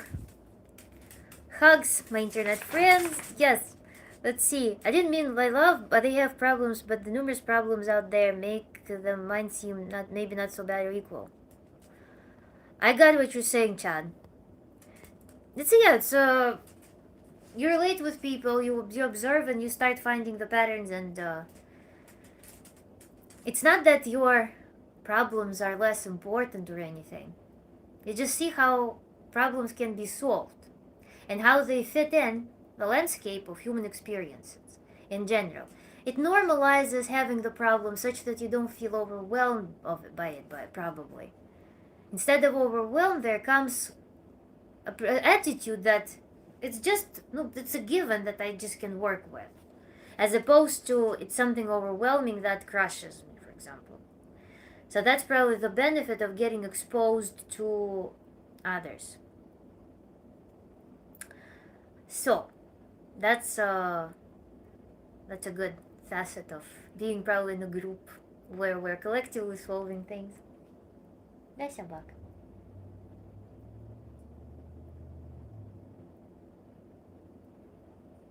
Thank you, Madam, for recap. Although I don't understand, there's a lot to go over. It actually was pretty beneficial, I think. So thank you for encouraging me to do that.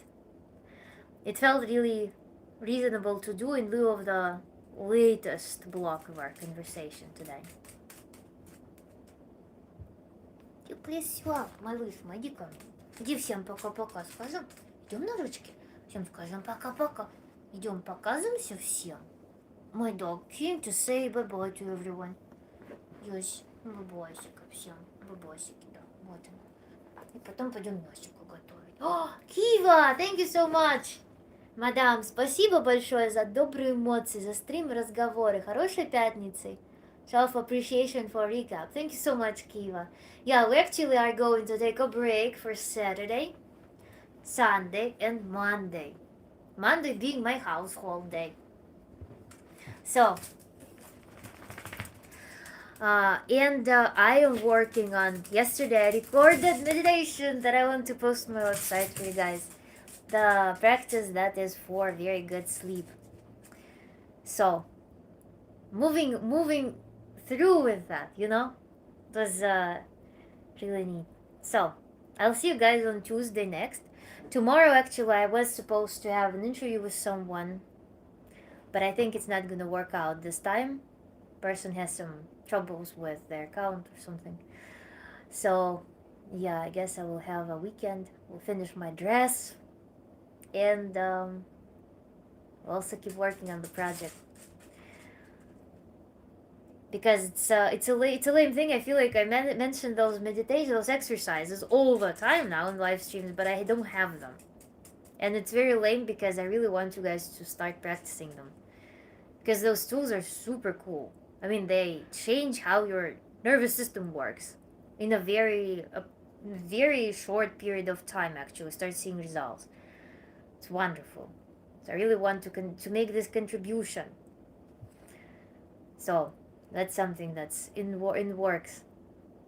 Yeah, thank you guys so much for today's chat stream. I really enjoyed it myself, and it was really interesting. Very interesting case studies. Super cool. And I'm very happy that everyone is leaving in good mood, that everyone is leaving on some productive note. Super cool. Really, really happy about that. And I wish you guys a very wonderful weekend as well. Shuriken. And yeah, it was fun and great stream. I agree with that. I feel that too. And I think our whiteboard is going to be from now on, was going to be our big thing and big friend. I really love this newly unlocked freedom. Makes things way more interesting. Give me good inspiration, Garuda. Thank you so much. Good evening, my friend. We're already leaving the stream. Enjoy the dressmaking. I have an anniversary coming up, and I carve a new spoon for her each year. Maybe I'll start on that tomorrow. That's amazing. It's a cool tradition. Yeah, whiteboard is great. Yes, it's a game changer. It's so phenomenal. Chad, good night. It was good to see you. And yeah, till Tuesday. Bye-bye, guys. I'm turning off.